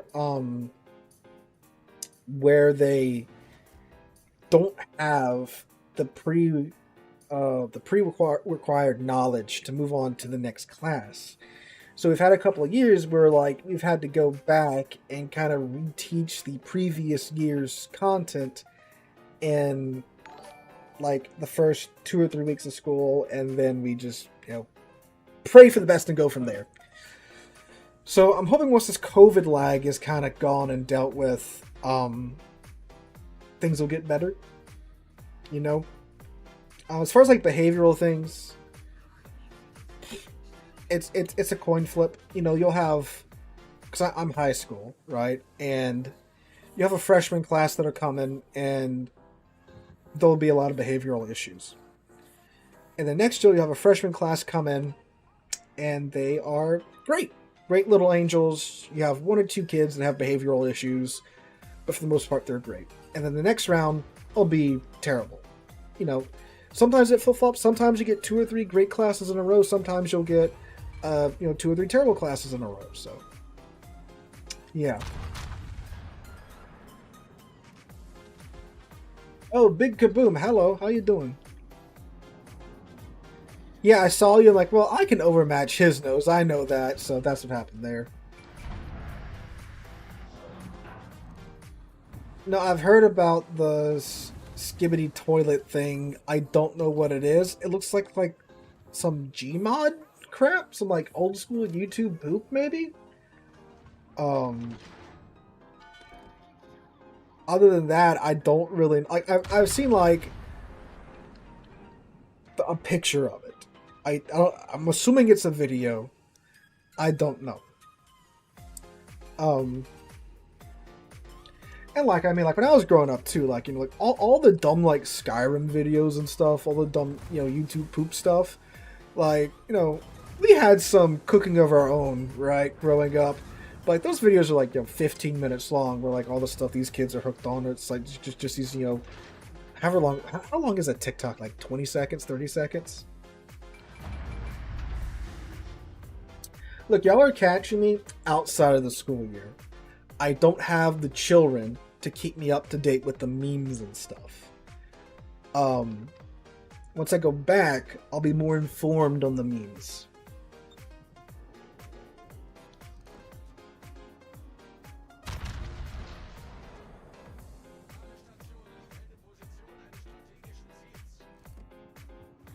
I didn't skibbity toilet. I don't even. Was that before or after he dropped out of the race? That just sounds terrible.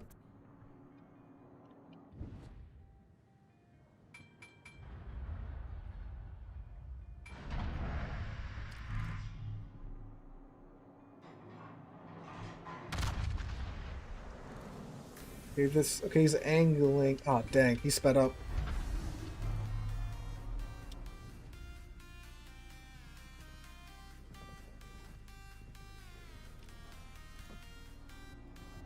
They're making a movie out of it? My god, they are truly desperate.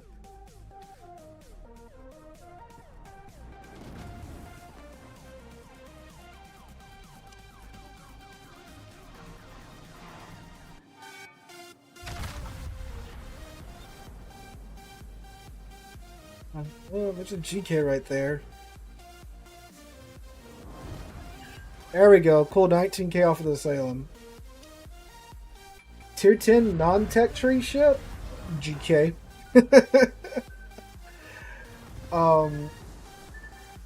Outside of like the GK, probably like the Ohio. Ohio's really, really good.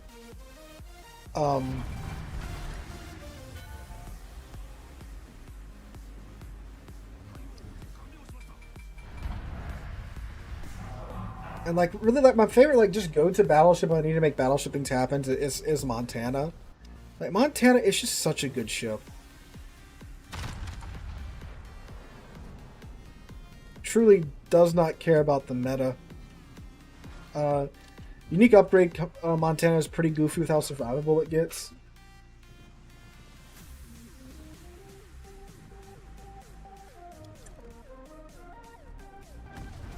Yeah, see, like, Vine was a thing, and, like, Vine was TikTok before it was TikTok, right?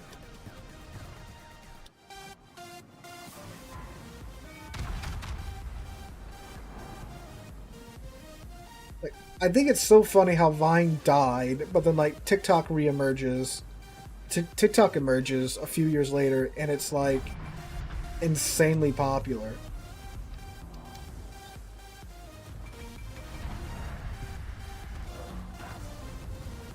I think our Benham over there is about to do the Lord's work. He's got torps on the way.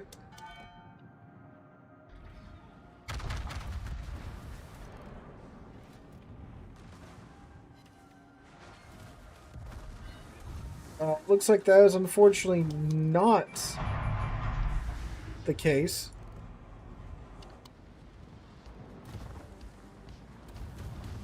That's true. You could do that with TikTok.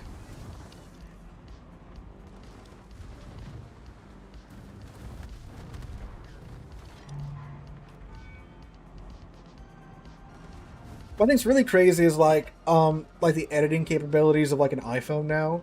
It's nuts how like you can like edit an entire video with like sound effects, transitions, all this stuff on an iPhone. On like a free program when you used to have to drop, you know, $500 to get, you know, Adobe or whatever back in the day. It's like you just do it all on iPhone. Like you can literally do it all on iPhone. That is mental to me.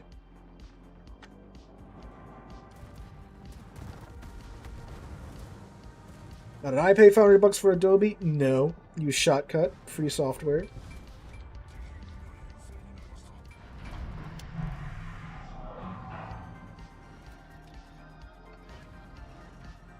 Where is...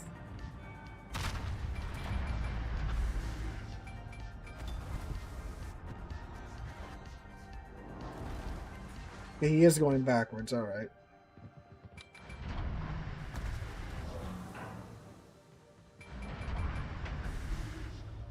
Okay, Gearing's back there too.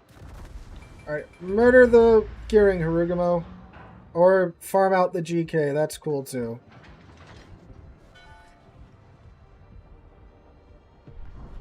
Come on, turrets.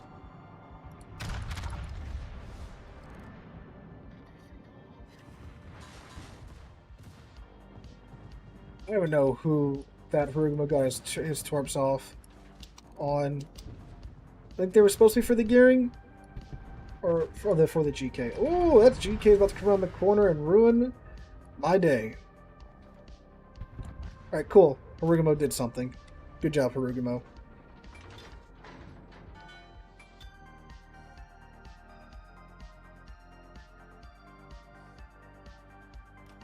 Alright, I guess we'll go finally take C. Is that Salem still around? Oh my god. Alright, we'll deal with him in a second.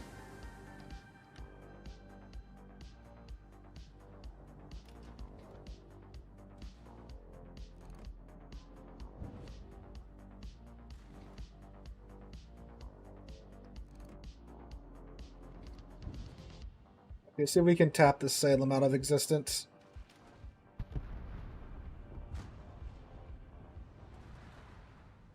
Oh.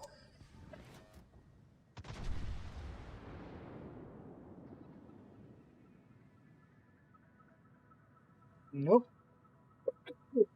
Sorry, I had to sneeze. Right, so the Utiloy's chilling in cap. So this has been a surprisingly close game.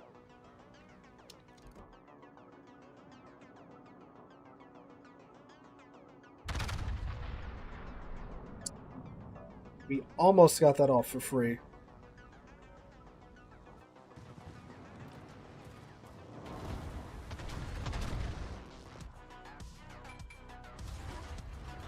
Go find the Utiloy, my fighter.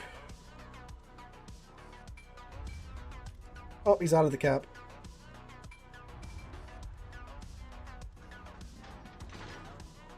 We have an ARP Yamato over there. You might be about to kill this Preussen, but he might also be about to get murdered by this Yamagiri.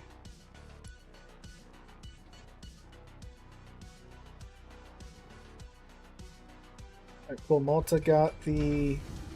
Oh, it's Guapo. There's the Utiloy.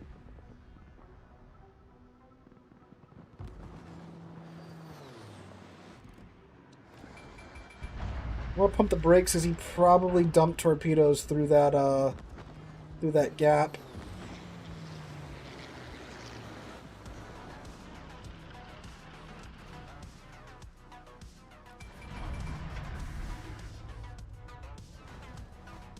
Alright, cool. That's a solo cap ribbon.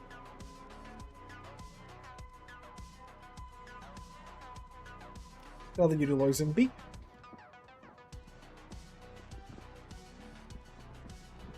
So where the Yamagiri is going, hunt down the enemy carrier. How many kills does he have? Okay, Hawk's got 1 kill. But Yamagiri has 3 kills.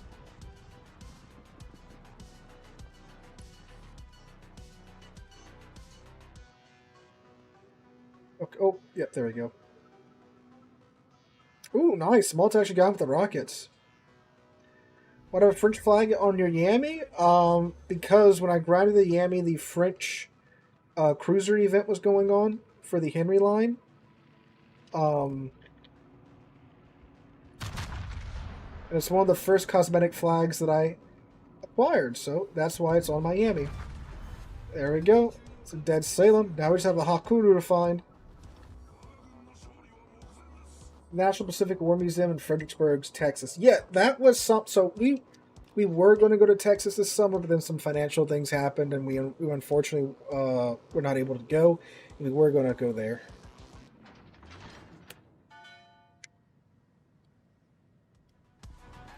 Oh, there's a Hawk.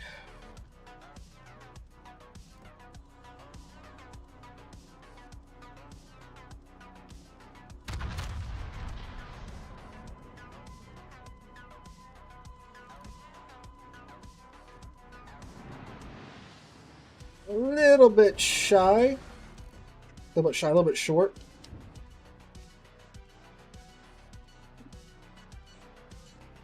I'm assuming you mean as there's a statue of Nimitz there, right? Not like they haven't embalmed the man himself, right? Like my boy Chester isn't there in like some horrific Mao Zedong form, right? That's a good roll of dispersion there. There we go. Triple Citadel on the Hawk. That's satisfying.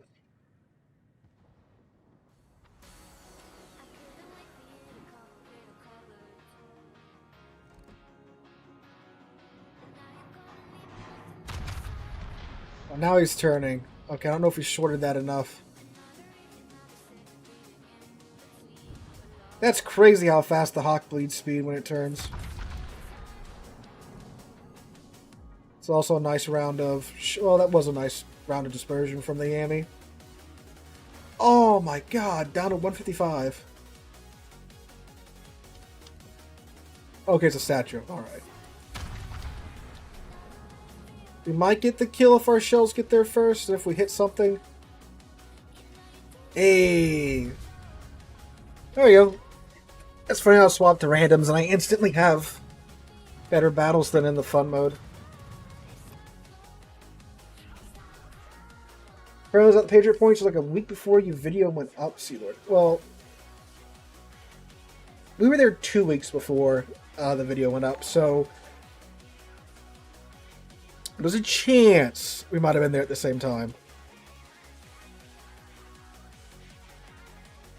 2600 base XP, look at that, that's beautiful. Alright, we're going to open it up for community div time. So the way this works, I will open up a division. If you want to get in and play, just spam your username in chat. Alright, Pebble, calm down there. And I'll get 2 of you guys in. We'll do 2 rounds. And then we will get 2 more.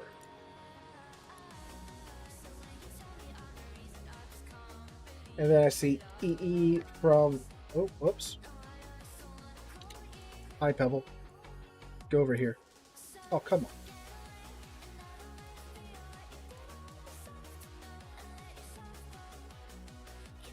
on. Okay.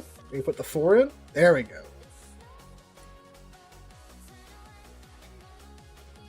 Alright, so, as far as it goes... you want to let Carthen have it? How nice of you, EE.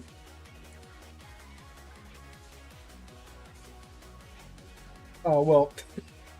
Oh, your spot's reserved next time, EE.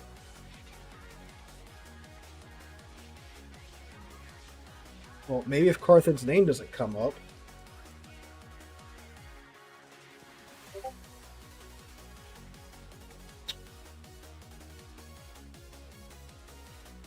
Oh, gotta get the underscores right.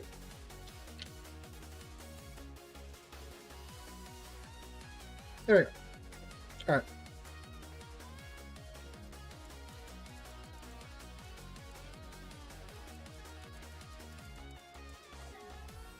I like Agincourt better because it is a secondary ship. They're both good ships, in my mind.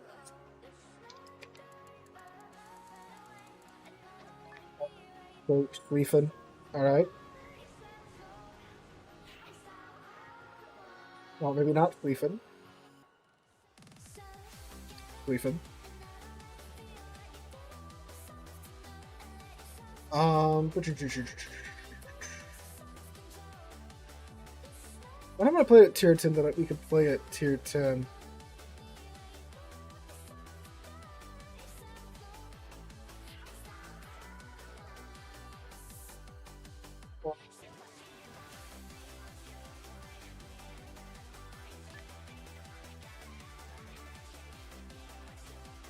Take my gearing out. No bad mount, no CV. I haven't taken Preußen out on stream or in general. in a bit. Oh. Pebble with the FDR. My god. In the Philippines. Hello, Philippines. How goes it over there?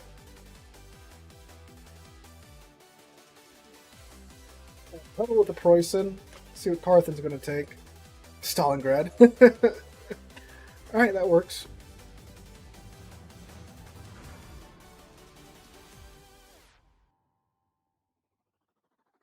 Oh. I don't have Preußen. Oh, okay, fair enough, fair enough. You know, I don't know if I mentioned it, but sat through 8 hours of professional development, which is just 8 hours. Basically, we sit there in 8 hours and hear a lot of similar stuff that we've heard in the previous years, at the beginning of the years for teachers. Double Wisconsin on the friendly side and on the enemy side. Are you all sitting in Discord with Wisconsins? My god, fellas.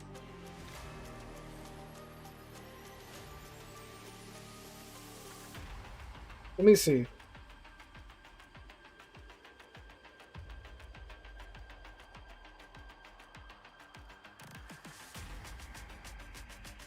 Yep, there's 1, 2, 3, 4. There's 5 of them sitting there in the clan chat. Alright.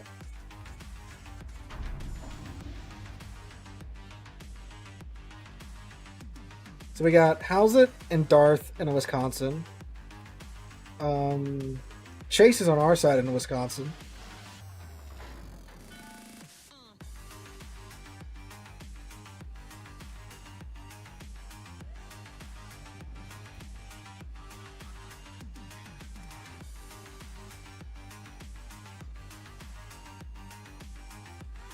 Dude, oh, Robert, you're back. Robert, my guy. You don't have the receipts about this. I can't. You're still on this. I don't even know, like, what conversation you're talking about. So you guys don't know the lore. Robert in YouTube chat here is putting forth this theory that I was rude to his daughter when she asked me something about her YouTube channel. I don't remember this conversation. I have looked back over 6 years of emails, and I cannot find the email that he says his daughter sent. And he won't tell me the name of her channel, so I can't go see what's going on. I don't know. So, since there's no receipts, my guy, then it didn't happen.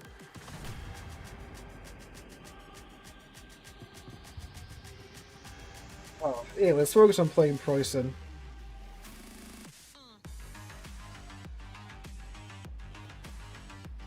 Oh, yeah, the Pan American battleships look cool. I am very excited to see them. To get my hands on them, my grubby little hands on them. And if I'm remembering right from last time, he said I, like, you know, just disregarded her emails or whatever. But I don't have any emails. I don't have any Discords, any Discord chats that far back. So I don't know about. I don't have Discords and emails going that far back, but I don't have any from anyone discussing a YouTube channel or anything like that.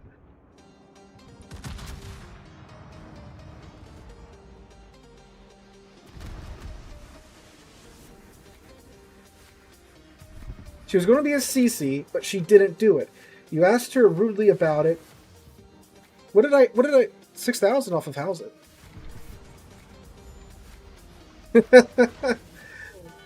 Hey, how's it going? But why would she ask me about being a CC? I'm not a CC. I've never been a CC. In my 5 years of doing this, I've never been a CC. I've had lots of people ask me about being a CC. But I don't. Huh. I don't know.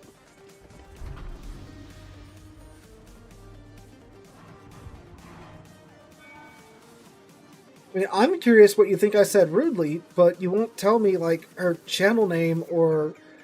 I mean, I get you don't want to like give me like her name out in public, but like her channel name or something, to where I can look and see what I said.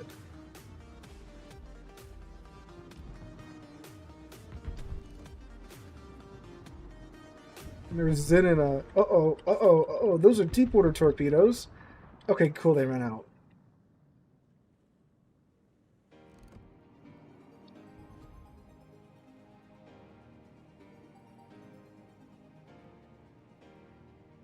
Look, if you give me her YouTube channel name right now, and if I can dig back in my emails and I can find it, I will put it on screen for everyone to see on live stream right now. If I can find her emails in my email phone, I'm not gonna put the whole email thing up on the stream because there's some personal information in there. But if I can find it, I'll put it on screen for all to see. That's the deal I am offering.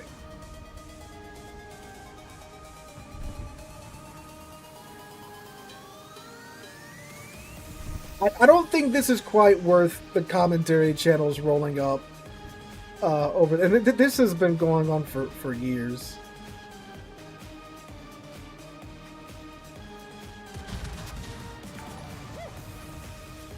And like, are you sure it's me and not somebody else? Because I get confused for some other.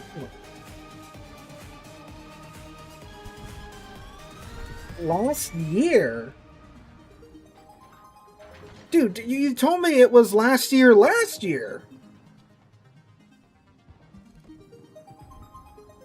She told me. She last year said she told you she was asked to stream. She doesn't have channel. She was asking you but then you told me she did a vlogging channel and had like 200,000 subscribers. And like you sat there in that chat, told me she had a vlogging channel with 200,000 subs, and all my streams are saved on Twitch and on YouTube, my guy. So I'm sorry, I'm not inclined to believe you at the moment. It's cooking. It's a cooking channel now.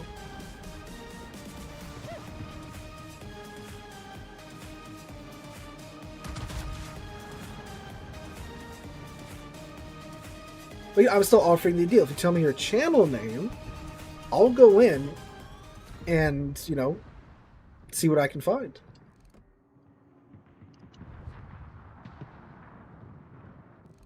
Now, how's it's running? Oh no, he's out of my range. My spider plane's not up.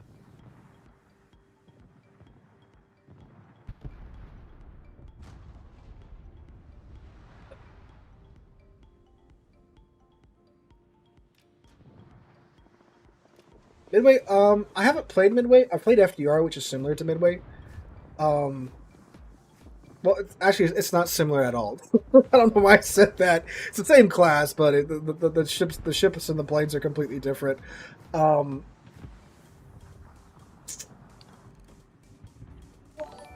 was I going to say?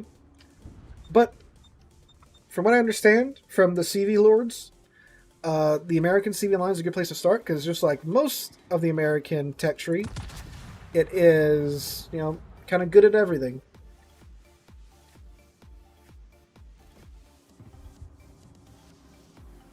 Jack of all trades, masters of none.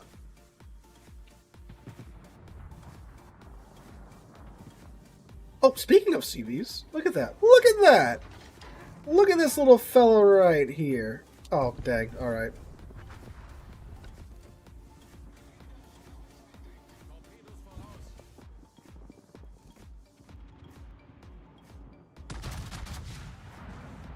The worst take I had on something, that is going to vary wildly depending upon who you ask. Probably the one that's the most unpopular was when I said Masashi's not worth it anymore. And I still stand by that because typically to get Masashi now, you have to dump like a stupid amount of doubloons in the auction to get her, like to where you're paying several $100s for one tier 9 ship. Well, thanks for coming out, EE. Well, remind me of this next week, EE, and I'll get you in on the first round of community divs.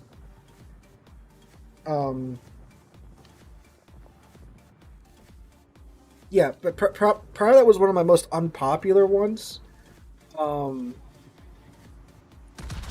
But I still don't think Musashi's worth, you know, paying several $100s worth of doubloons to get right now. But like, if you could get it, like if they released her for like a normal price for tier 9, you know, for a tier 9 premium ship, I'd say she's worth it. But she's not worth, you know, throwing away so many hundreds of dollars worth of doubloons in auctions to get. For a while, my most unpopular thing was that the Thunderer was broken, and that kind of did that kind of came around 180, and I think once Thunderer became more and more popular, more players realized, like, yeah, this thing is kind of cracked.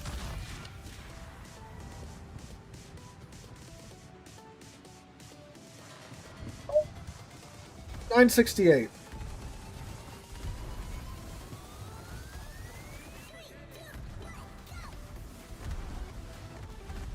Alright, he should be dead in this next salvo, unless German Dispersion just says no. Oh, there's an island there. Alright, there we go. Okay, cool. That should buy me some time to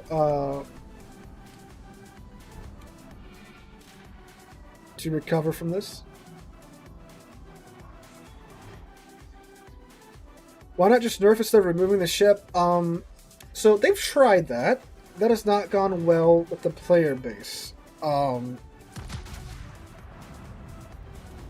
Because it's kind of a catch-22. If you try to nerf the ship, players will complain that they paid money for that ship. So for the longest time, they didn't really nerf premium ships.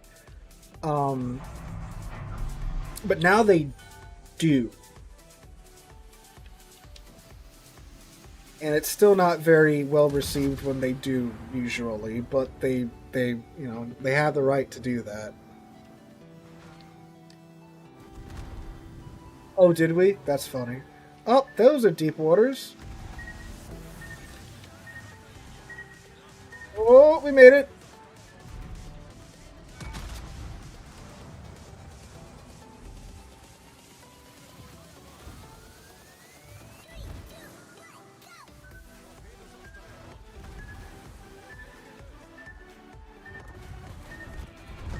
There we go. So sad. Ah, plague got me. Where's... Oh, Carthage. Carthage's all the way over here. But yeah, no, see, then they tried to balance the... Ooh, nice shot from our Zal. They tried to... Oh, dang. There goes Carthage. Alright, well, we're heading back to port. They try to balance the Caesar out by pushing up to tier 6 and adjusting some parameters. That absolutely was not well received by the community either. So they're kind of in a they're damned if they do, they damned if they don't situation.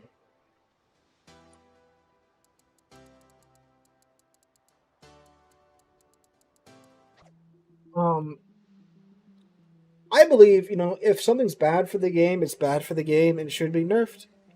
Like if Napoli, I mean, Napoli is kind of powerful, you know, like it's kind of cracked, especially after they buffed its secondaries. If they were to balance it, I'd be fine with that. I mean, because when something, Scharnhorst, when something is so, oh, okay, tier 10 again. When something is so freaking popular that it's constantly showing up in competitive, that's a sign that it's probably a little bit too much, right? And again, if it's, ooh, bungo. Take my money, Wargaming. Bungo. Oh, did I have enough Commander XP to do that? Oh, dang. You know, if something's broken, it should be balanced. That's my opinion. You mean like those fake game mags where like they have like the people running the gates with the numbers and stuff? Um, don't like them, but I mean, it's where the ad revenue from the channel comes from. um, but yeah, no, it's I don't know. It's kind of weird what you get on YouTube sometimes. Um, you you you can't show certain things on YouTube, but then you'll catch an ad for it. Like it's huh? It's like what? And I did a video on this because if you guys don't know, I called a community strike 4 or 5 years ago when we did the Hunt for the Bismarck the first time, and I made a trailer for that video with some historical footage of the Bismarck's actual launch. Um, and of course, since it was historical footage and Bismarck's actual launch, there were some angry plus signs in that video, and I called it a community guideline strike because of that. Well, a few years down the road, I just very recently managed to get this strike off my channel. Okay, but a few years down the road from that, there was an ad.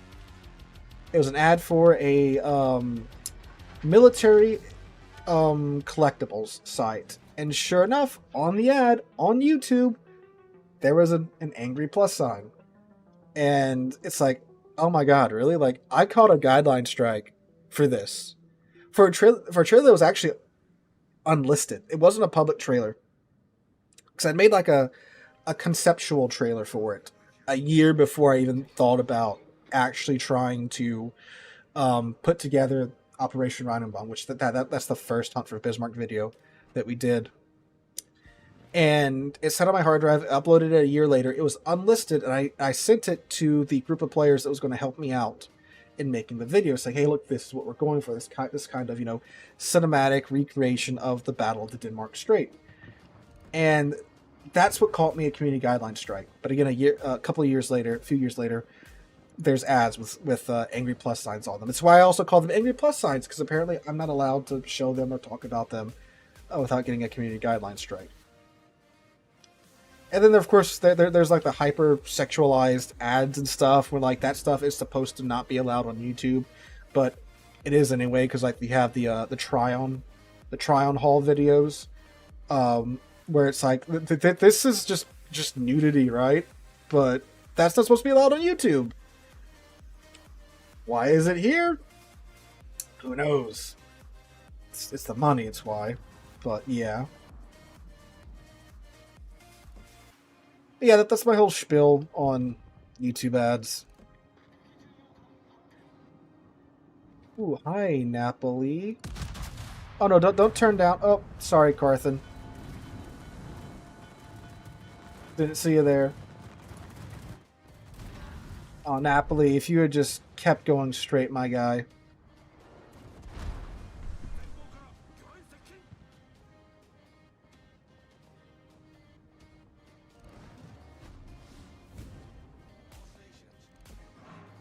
I'm going to pray Darth just overpins me. Okay, that wasn't too bad.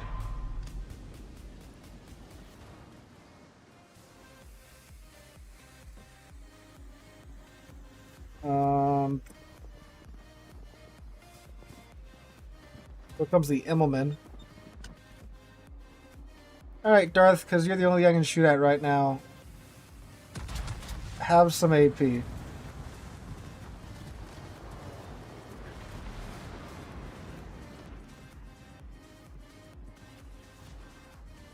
Alright, Darth, just bounce all that.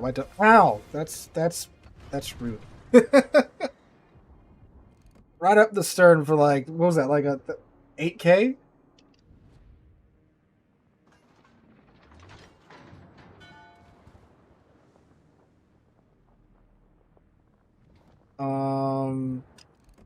Man, I wish that island wasn't there.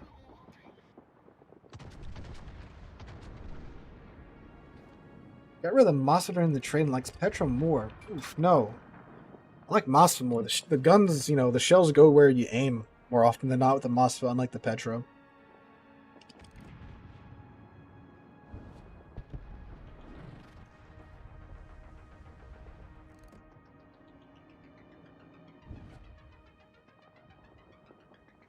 Yeah, those videos too, Birth, I've seen. It's like, this is just like, you know, it's a 20-minute video and only like 2 minutes about what's in the title. The other 18 minutes,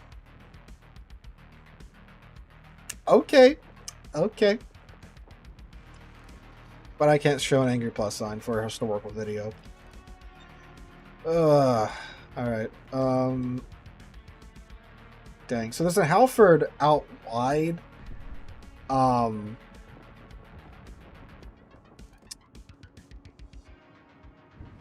It's like, I want to go out wide because I can get the broadsides, but then there's a DD out there. It is a Halford, so it's only got 1 rack of torpedoes, but it only takes 1 rack of torpedoes to really ruin your day.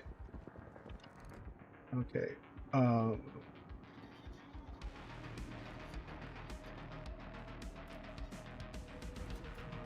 We might have... Oh, hi, Ohio. My bad. Go-to DDs will be for the Tier 8 clan battle season. Probably Benson. Tier 8 Japanese gunboat Akizuki? Yeah, the Akizuki. Probably Kid, because of the heel. Kazakh.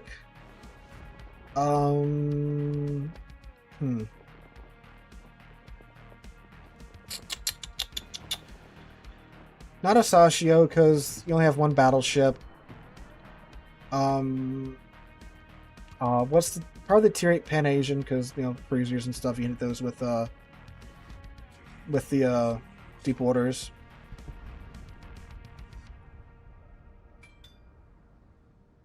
There's a list in the officers chat Discord for the Tier 8 picks. Well, do we want everyone to know what we're going to take? I don't think so. That's confidential information.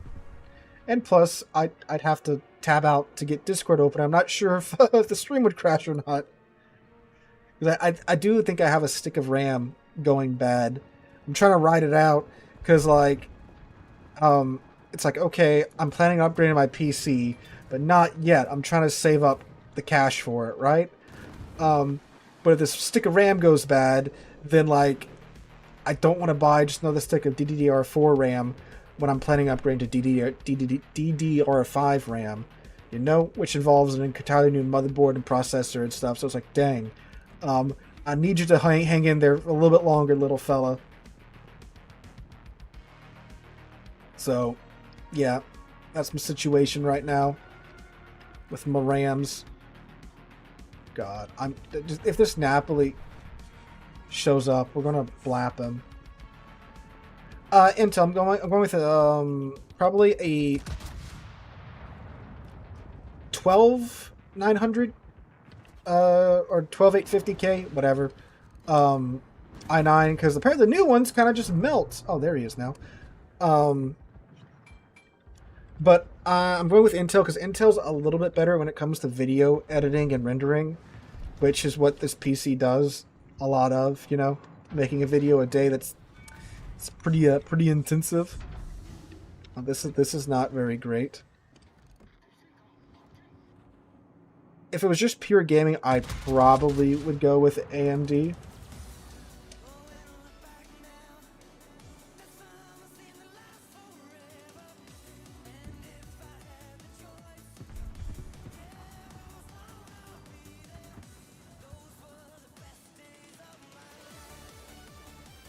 Behold, Robert.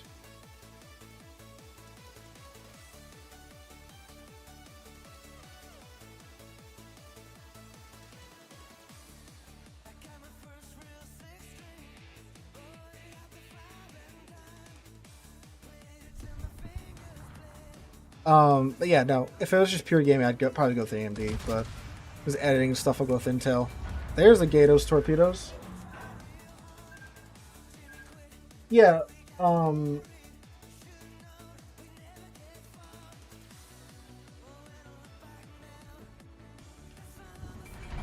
it's, you know, and it's so much cheaper just to get one that's a couple of generations old that, you know, can still, it's still a freaking i9, right? And it won't melt, so there you go too. And they're on the same chipset, so if they ever do get their problem solved, which I'm sure down the line they will, then I can upgrade to the latest one if I really want to for whatever reason.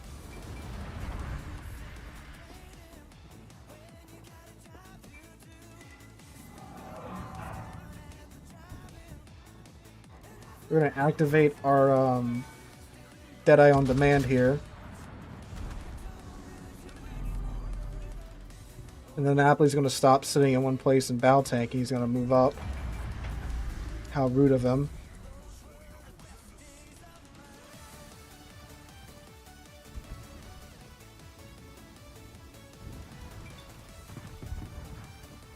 We're going to chunk the crap out of this GK now. That Ohio should have that Napoli. Oh, he's going to hurt. Oh, come on, GK. Why'd you have to turn?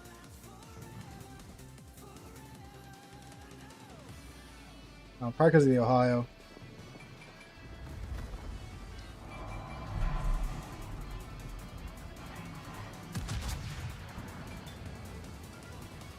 See how like just little we've been maneuvering, you know, throttling up, throttling down, touching our rudder every now and then. And we've been throwing off the Gatos torpedoes like that. Oh, I'm the last one left.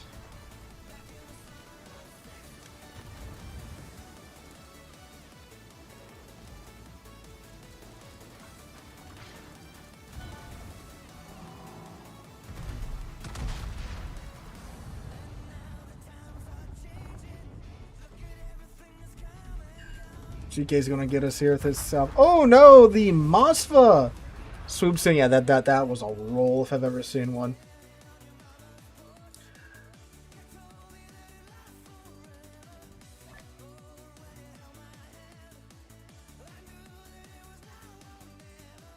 All right.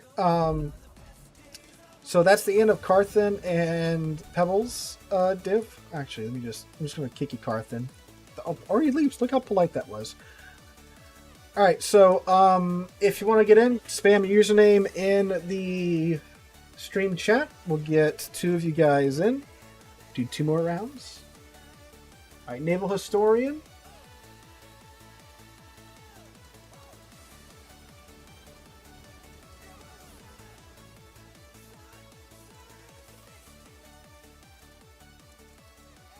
There he is. Alright. OBX Kitten. Okay.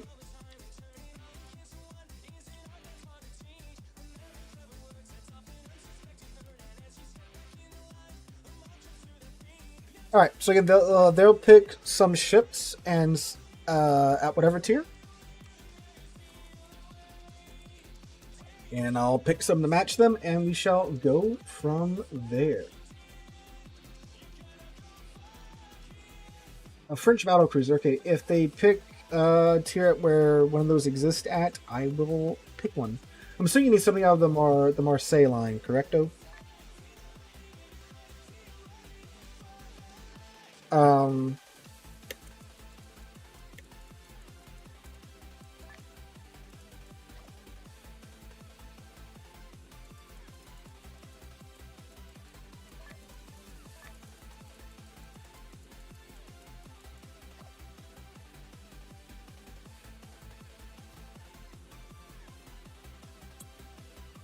Yeah, she do need some of the Marseille line. Okay, I'll do what I can.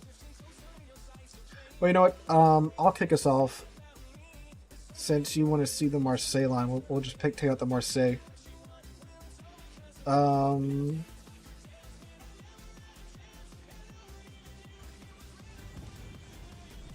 I have the... Dang, I don't. Alright, there you go, Wargaming.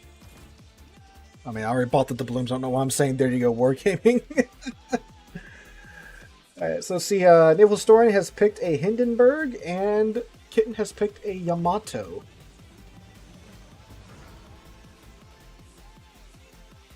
I still need more lines filled out. Yeah. Well, I mean, do keep in mind, I've been playing this game for 2017 is when I started.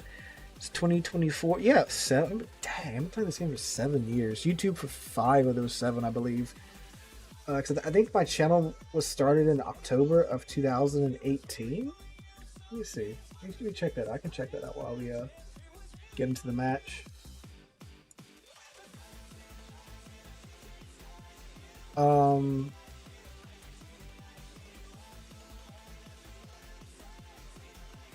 Let's see. Started October 1st, 2017. Holy crap. Okay. Dang. So yeah, I thought I started in 2018. Apparently I'm wrong. Well, I think that's when the page was created. I don't think I started posting until later. I think. I'm not sure. Not sure about the lore behind my own channel.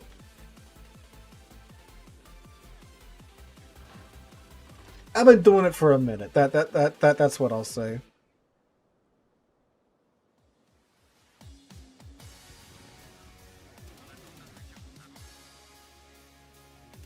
I guess we're heading over to the sea cap.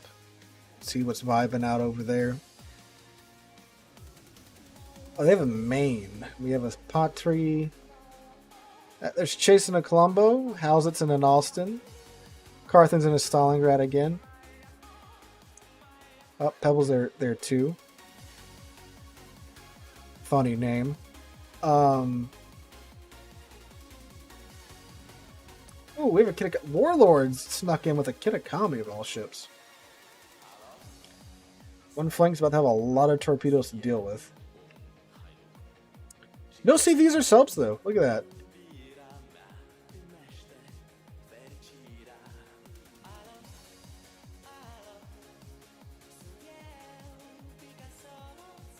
It's a super ship game with quite a bit of tier 9s.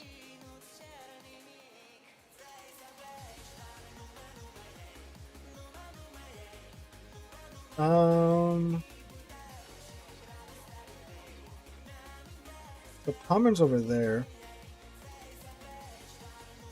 Oh, and the Marseille line, don't stop in them. Don't bow tank. They are not battle tankers.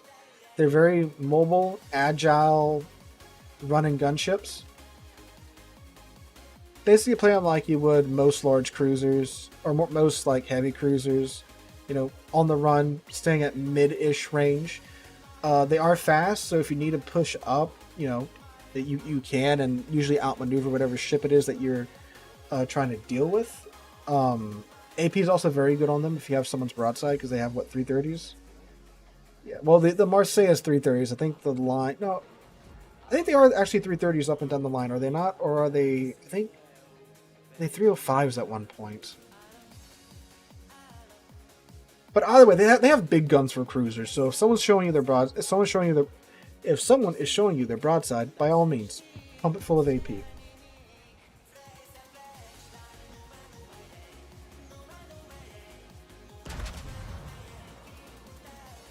See the movie Longlegs? No, I've seen the name come up a bunch. I don't know what's going on with it, but I've seen it being discussed, but I never sat down and read what was being said about it. And a Yoshino takes out our Iowa? What? That's an interesting way to start the match off.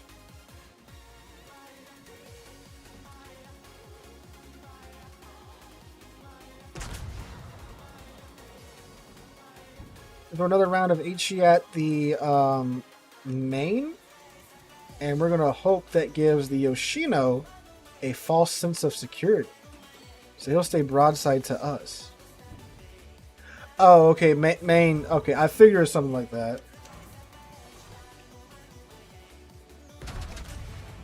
The main did most of the heavy lifting there.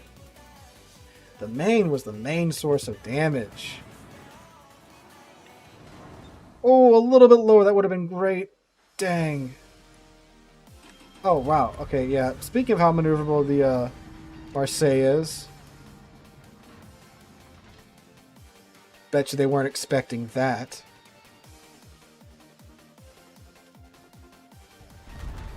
Okay, the Brindisi was, though.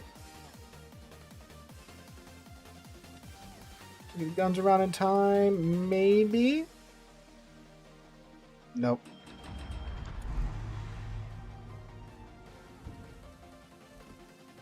Wow, like, our team doesn't exist on this flank. Okay, we should probably just assume we're kiting over here now.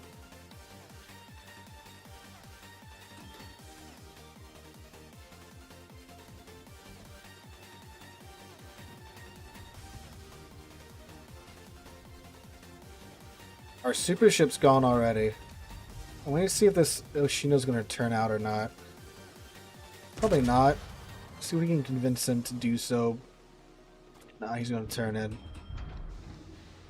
Yeah, so this sucks when you can't see anything. You can only shoot when the enemy team shoots, so they get to dictate the terms of the engagement, which is not great for you, because you can't, you know, pick and choose when to engage. Okay, no.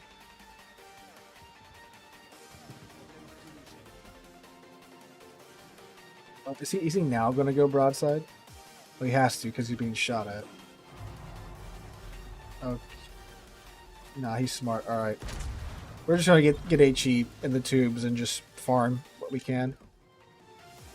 Oh, so now he shows a little bit of ankle after I swap it over to AP. I swear, I'll stare at a dude with the wrong ammo loaded, waiting for them to either turn broadside or like bow in, you know, and they won't do it until I fired and queued up the next ammo. Oh, but look, it's how's it? Hi, how's it? Oh, yep, speaking of wrong ammo type. I think we're just going to keep him loaded because, hey, double fire on Halsey. He's probably already damage gone it. That's about my RNG. Okay, we'll get...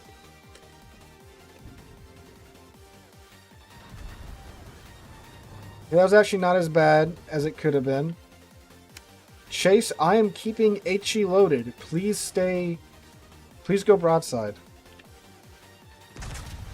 Didn't work.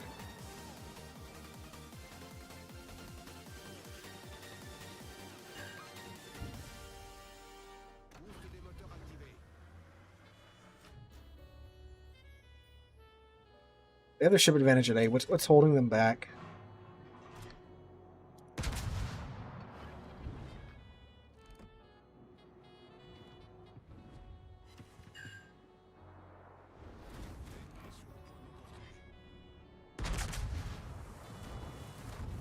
Okay, I did get a salvo all from that Yoshino, but I think the ally might eat a bunch of it. Ah! Nah. Well, I mean, we got pins at least. 1, 2, 3. They have 5 enemy ships at A, and they have 1, 2, 3, 4, 5. They have 5, so they should be. I mean, they have a Sherman, a Venezia, a Kitakami. Well, one's a Kitakami, so.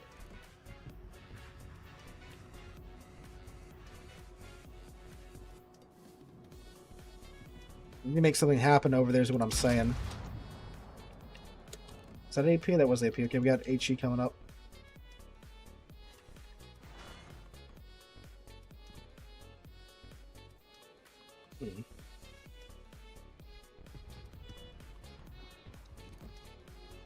We're counting to our heart's content over here.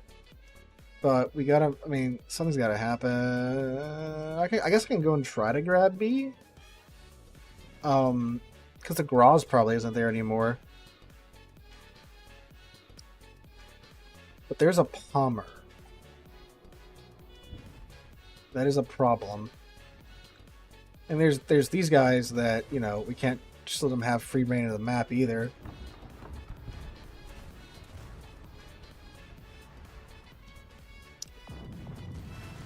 And the Kitakami, okay, Warlord is charging a Golden Lou. Is he gonna pull this off? This would be really funny if it works. I think he just no armored best arm. Hey, calm down there, Chase.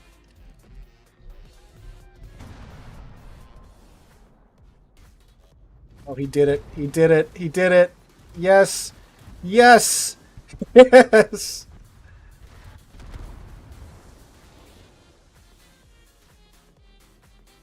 That's glorious. I'm gonna pray that I'm stealthy enough to run away from 6 people looking at me. Okay, maybe I shouldn't have tried to get B.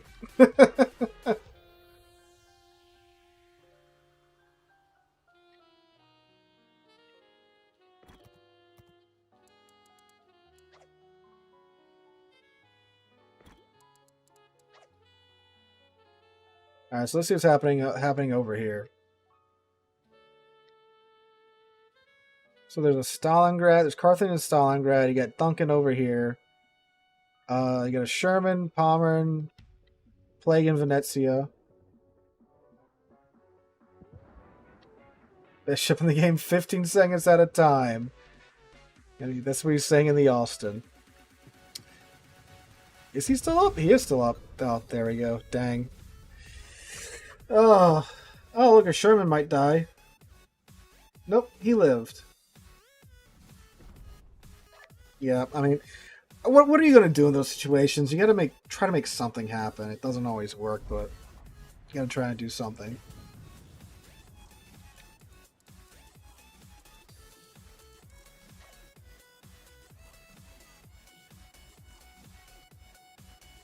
Oh, Marlborough? Marlborough? Oh, Lord.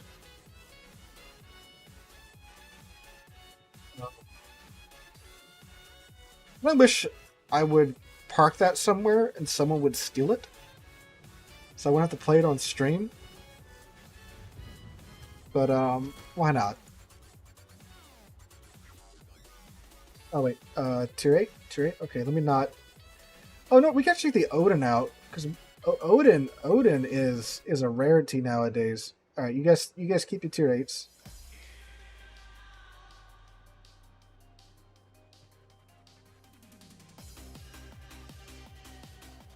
Here we go.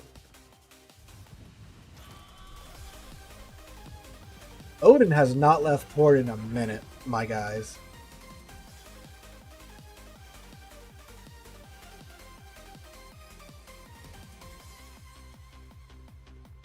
So we got one good game in the Yammy, and we've just been... Why am I not on EU? Because I don't live in Europe. I don't want to deal with the lag.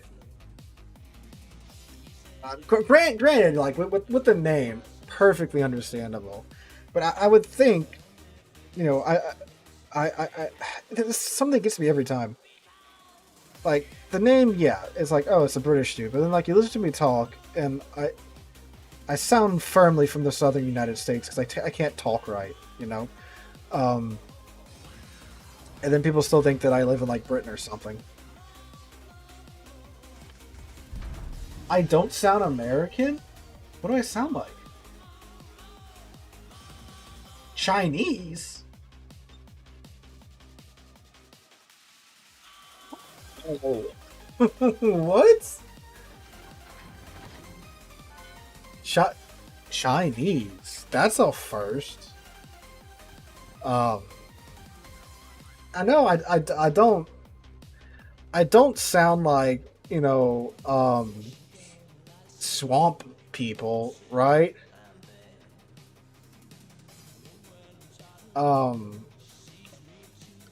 But I wouldn't say Chinese.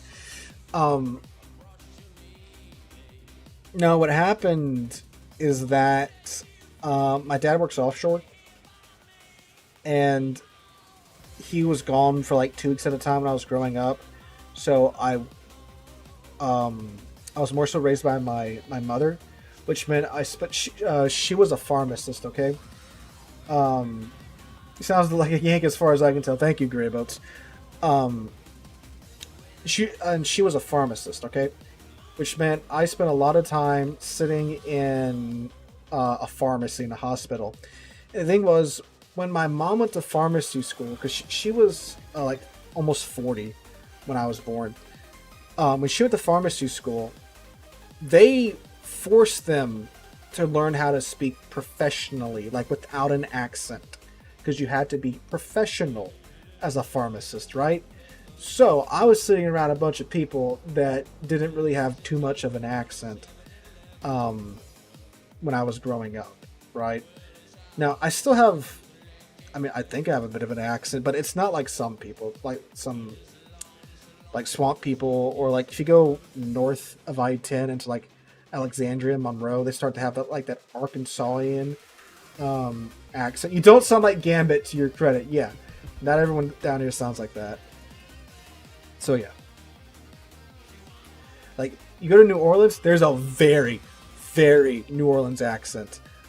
Gambit, if you've seen the latest Deadpool movie, not a lot of people talk like that in South Louisiana. That's like some old school, like 50s, 60-ish Louisianian accent. That's like the classic Louisiana accent. You go down the bayou to where I'm from, like down to Cutoff. That's where people talk like swamp people, and that's like the bottom of the boot.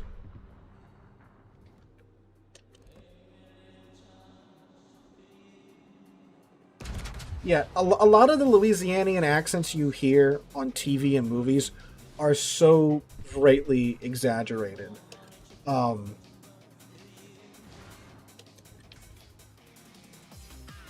The JFK movie, they were fairly close for a lot of it, but one or two characters were a little over the top with their accents and such.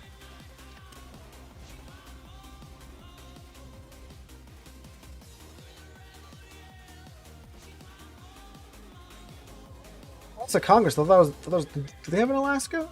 Oh no, it's just a Congress. Okay. I thought I saw an Alaska, but no, it's just the Congress.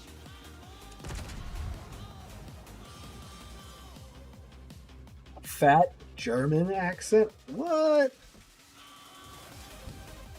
That's crazy.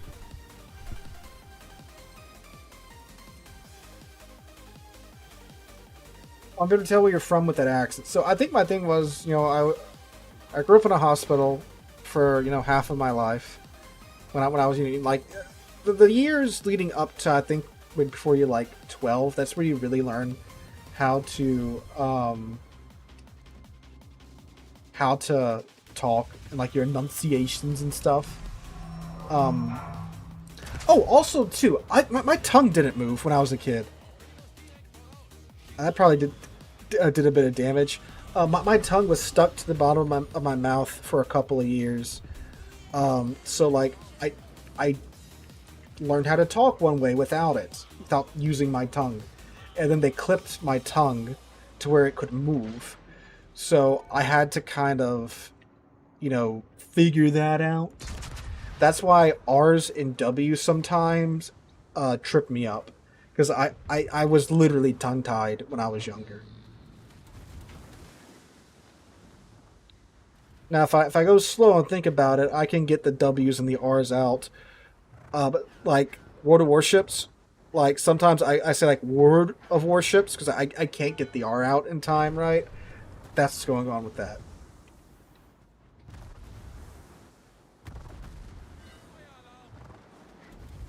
So here we are again.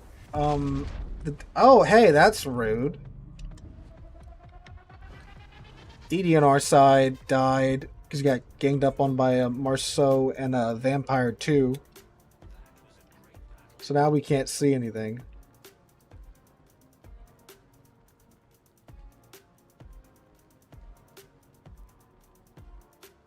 What's of Hollywood seems to never have heard of a proper U.S. accent. Yeah, a lot of the accents you see in Hollywood movies are just so overly exaggerated.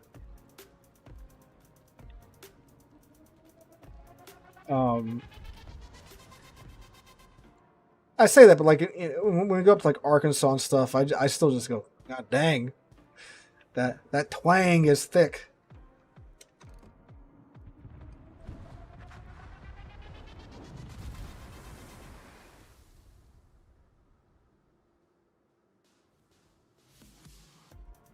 I'm in a freaking Odin in a tier 10 game. And like there's very little spotting going on. Alright. Should we have shown this to dance for a second unless he does. Okay.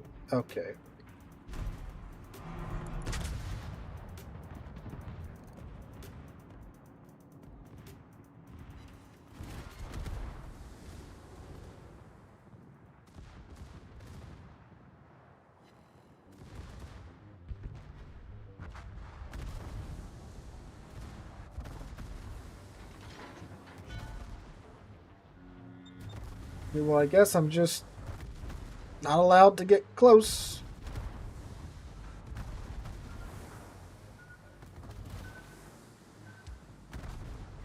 Get my hand right on that R button. Just in case the fire gets started. The best CV line? I've only played up the Germans and the Soviet CV line in full. I like the German CV line because the planes are fast. And if you get in a good spot and you get a good like rhythm going on, oh, they're so good. But of course, it doesn't always happen, you know. If you're looking for a place to start out, I would suggest the American CV line. Because they're kind of good all-arounders from my understanding.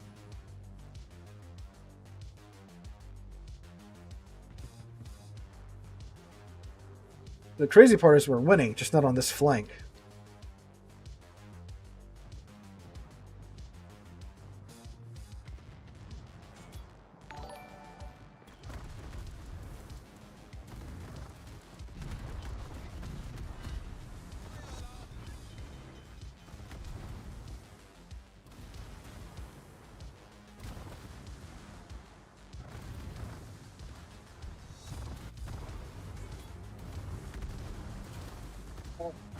We're going to get burned out here.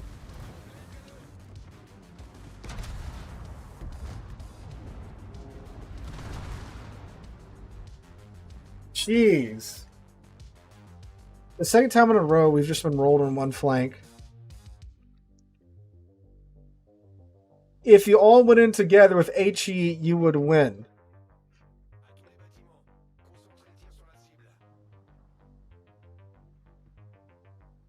How does this guy think this game works?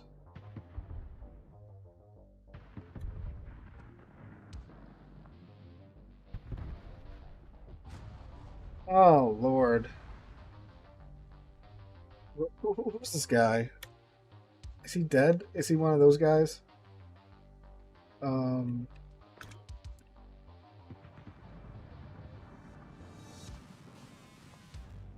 Almost 007.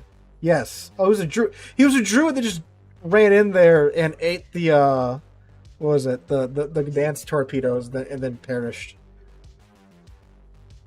It's always, if he would be alive to spot, we would be able to do stuff. You gotta love it. Let's see what happens with this game.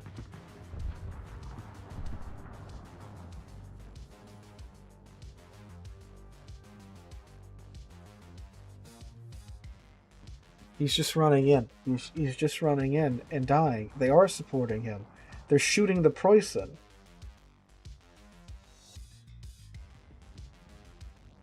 Oh my God! What was this fella? This fella. They're literally shooting the Marceau, and he's like, "Oh, they're not supporting him." This is entertaining.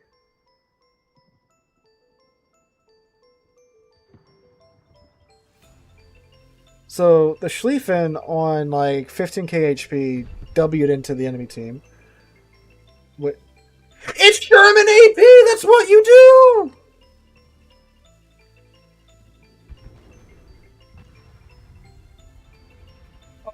No, he doesn't know how German AP works. Oh Lord, he doesn't know how German AP works. Oh Lord. We're still winning, by the way.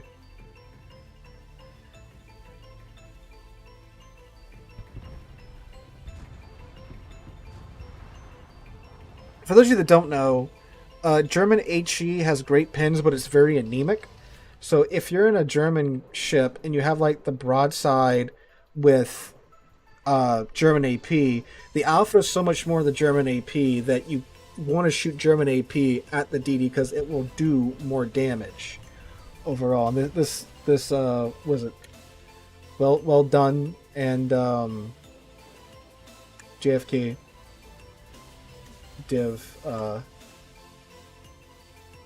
has also done some wonders over here. But you know, you wanna shoot AP.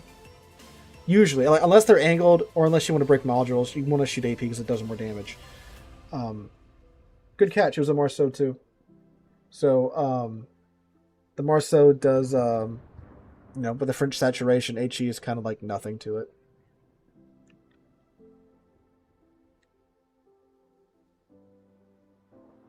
Yeah, that's. Yeah, well, Pebble, you know that. That's how that works. Now,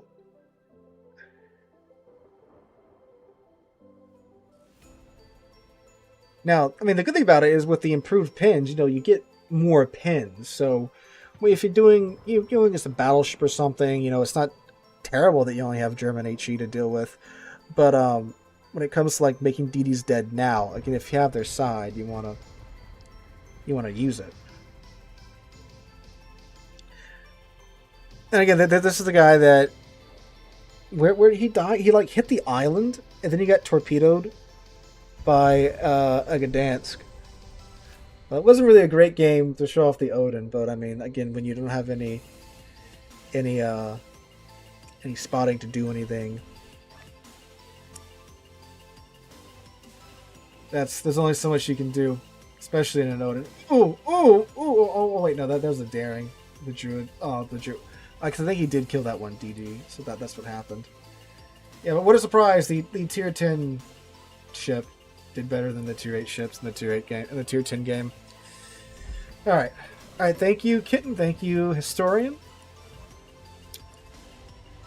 All right, guys, we're gonna go ahead and end the stream here. I'm glad we were able to get a full stream out. We are off the summer streaming schedule, which means there will be a stream once a week. Around this time on Fridays, it'll be about 3 hours long, and we'll do that for the duration of the school year. So that's going to be our schedule going forth from this point hither. So same place, same time next week. If Cox gives me their blessing, we'll be here again. So look out for that. But anyway, guys, thank you guys so much for coming out. If you did enjoy everything, make sure you drop a like, leave a comment on, well, leave a comment, you're in chat already. Like the stream, subscribe to the channel on YouTube, follow the channel on Twitch as well. But anyway, guys, I hope you guys have a wonderful, wonderful, wonderful Friday, wonderful weekend. And hope to catch you guys in the next one.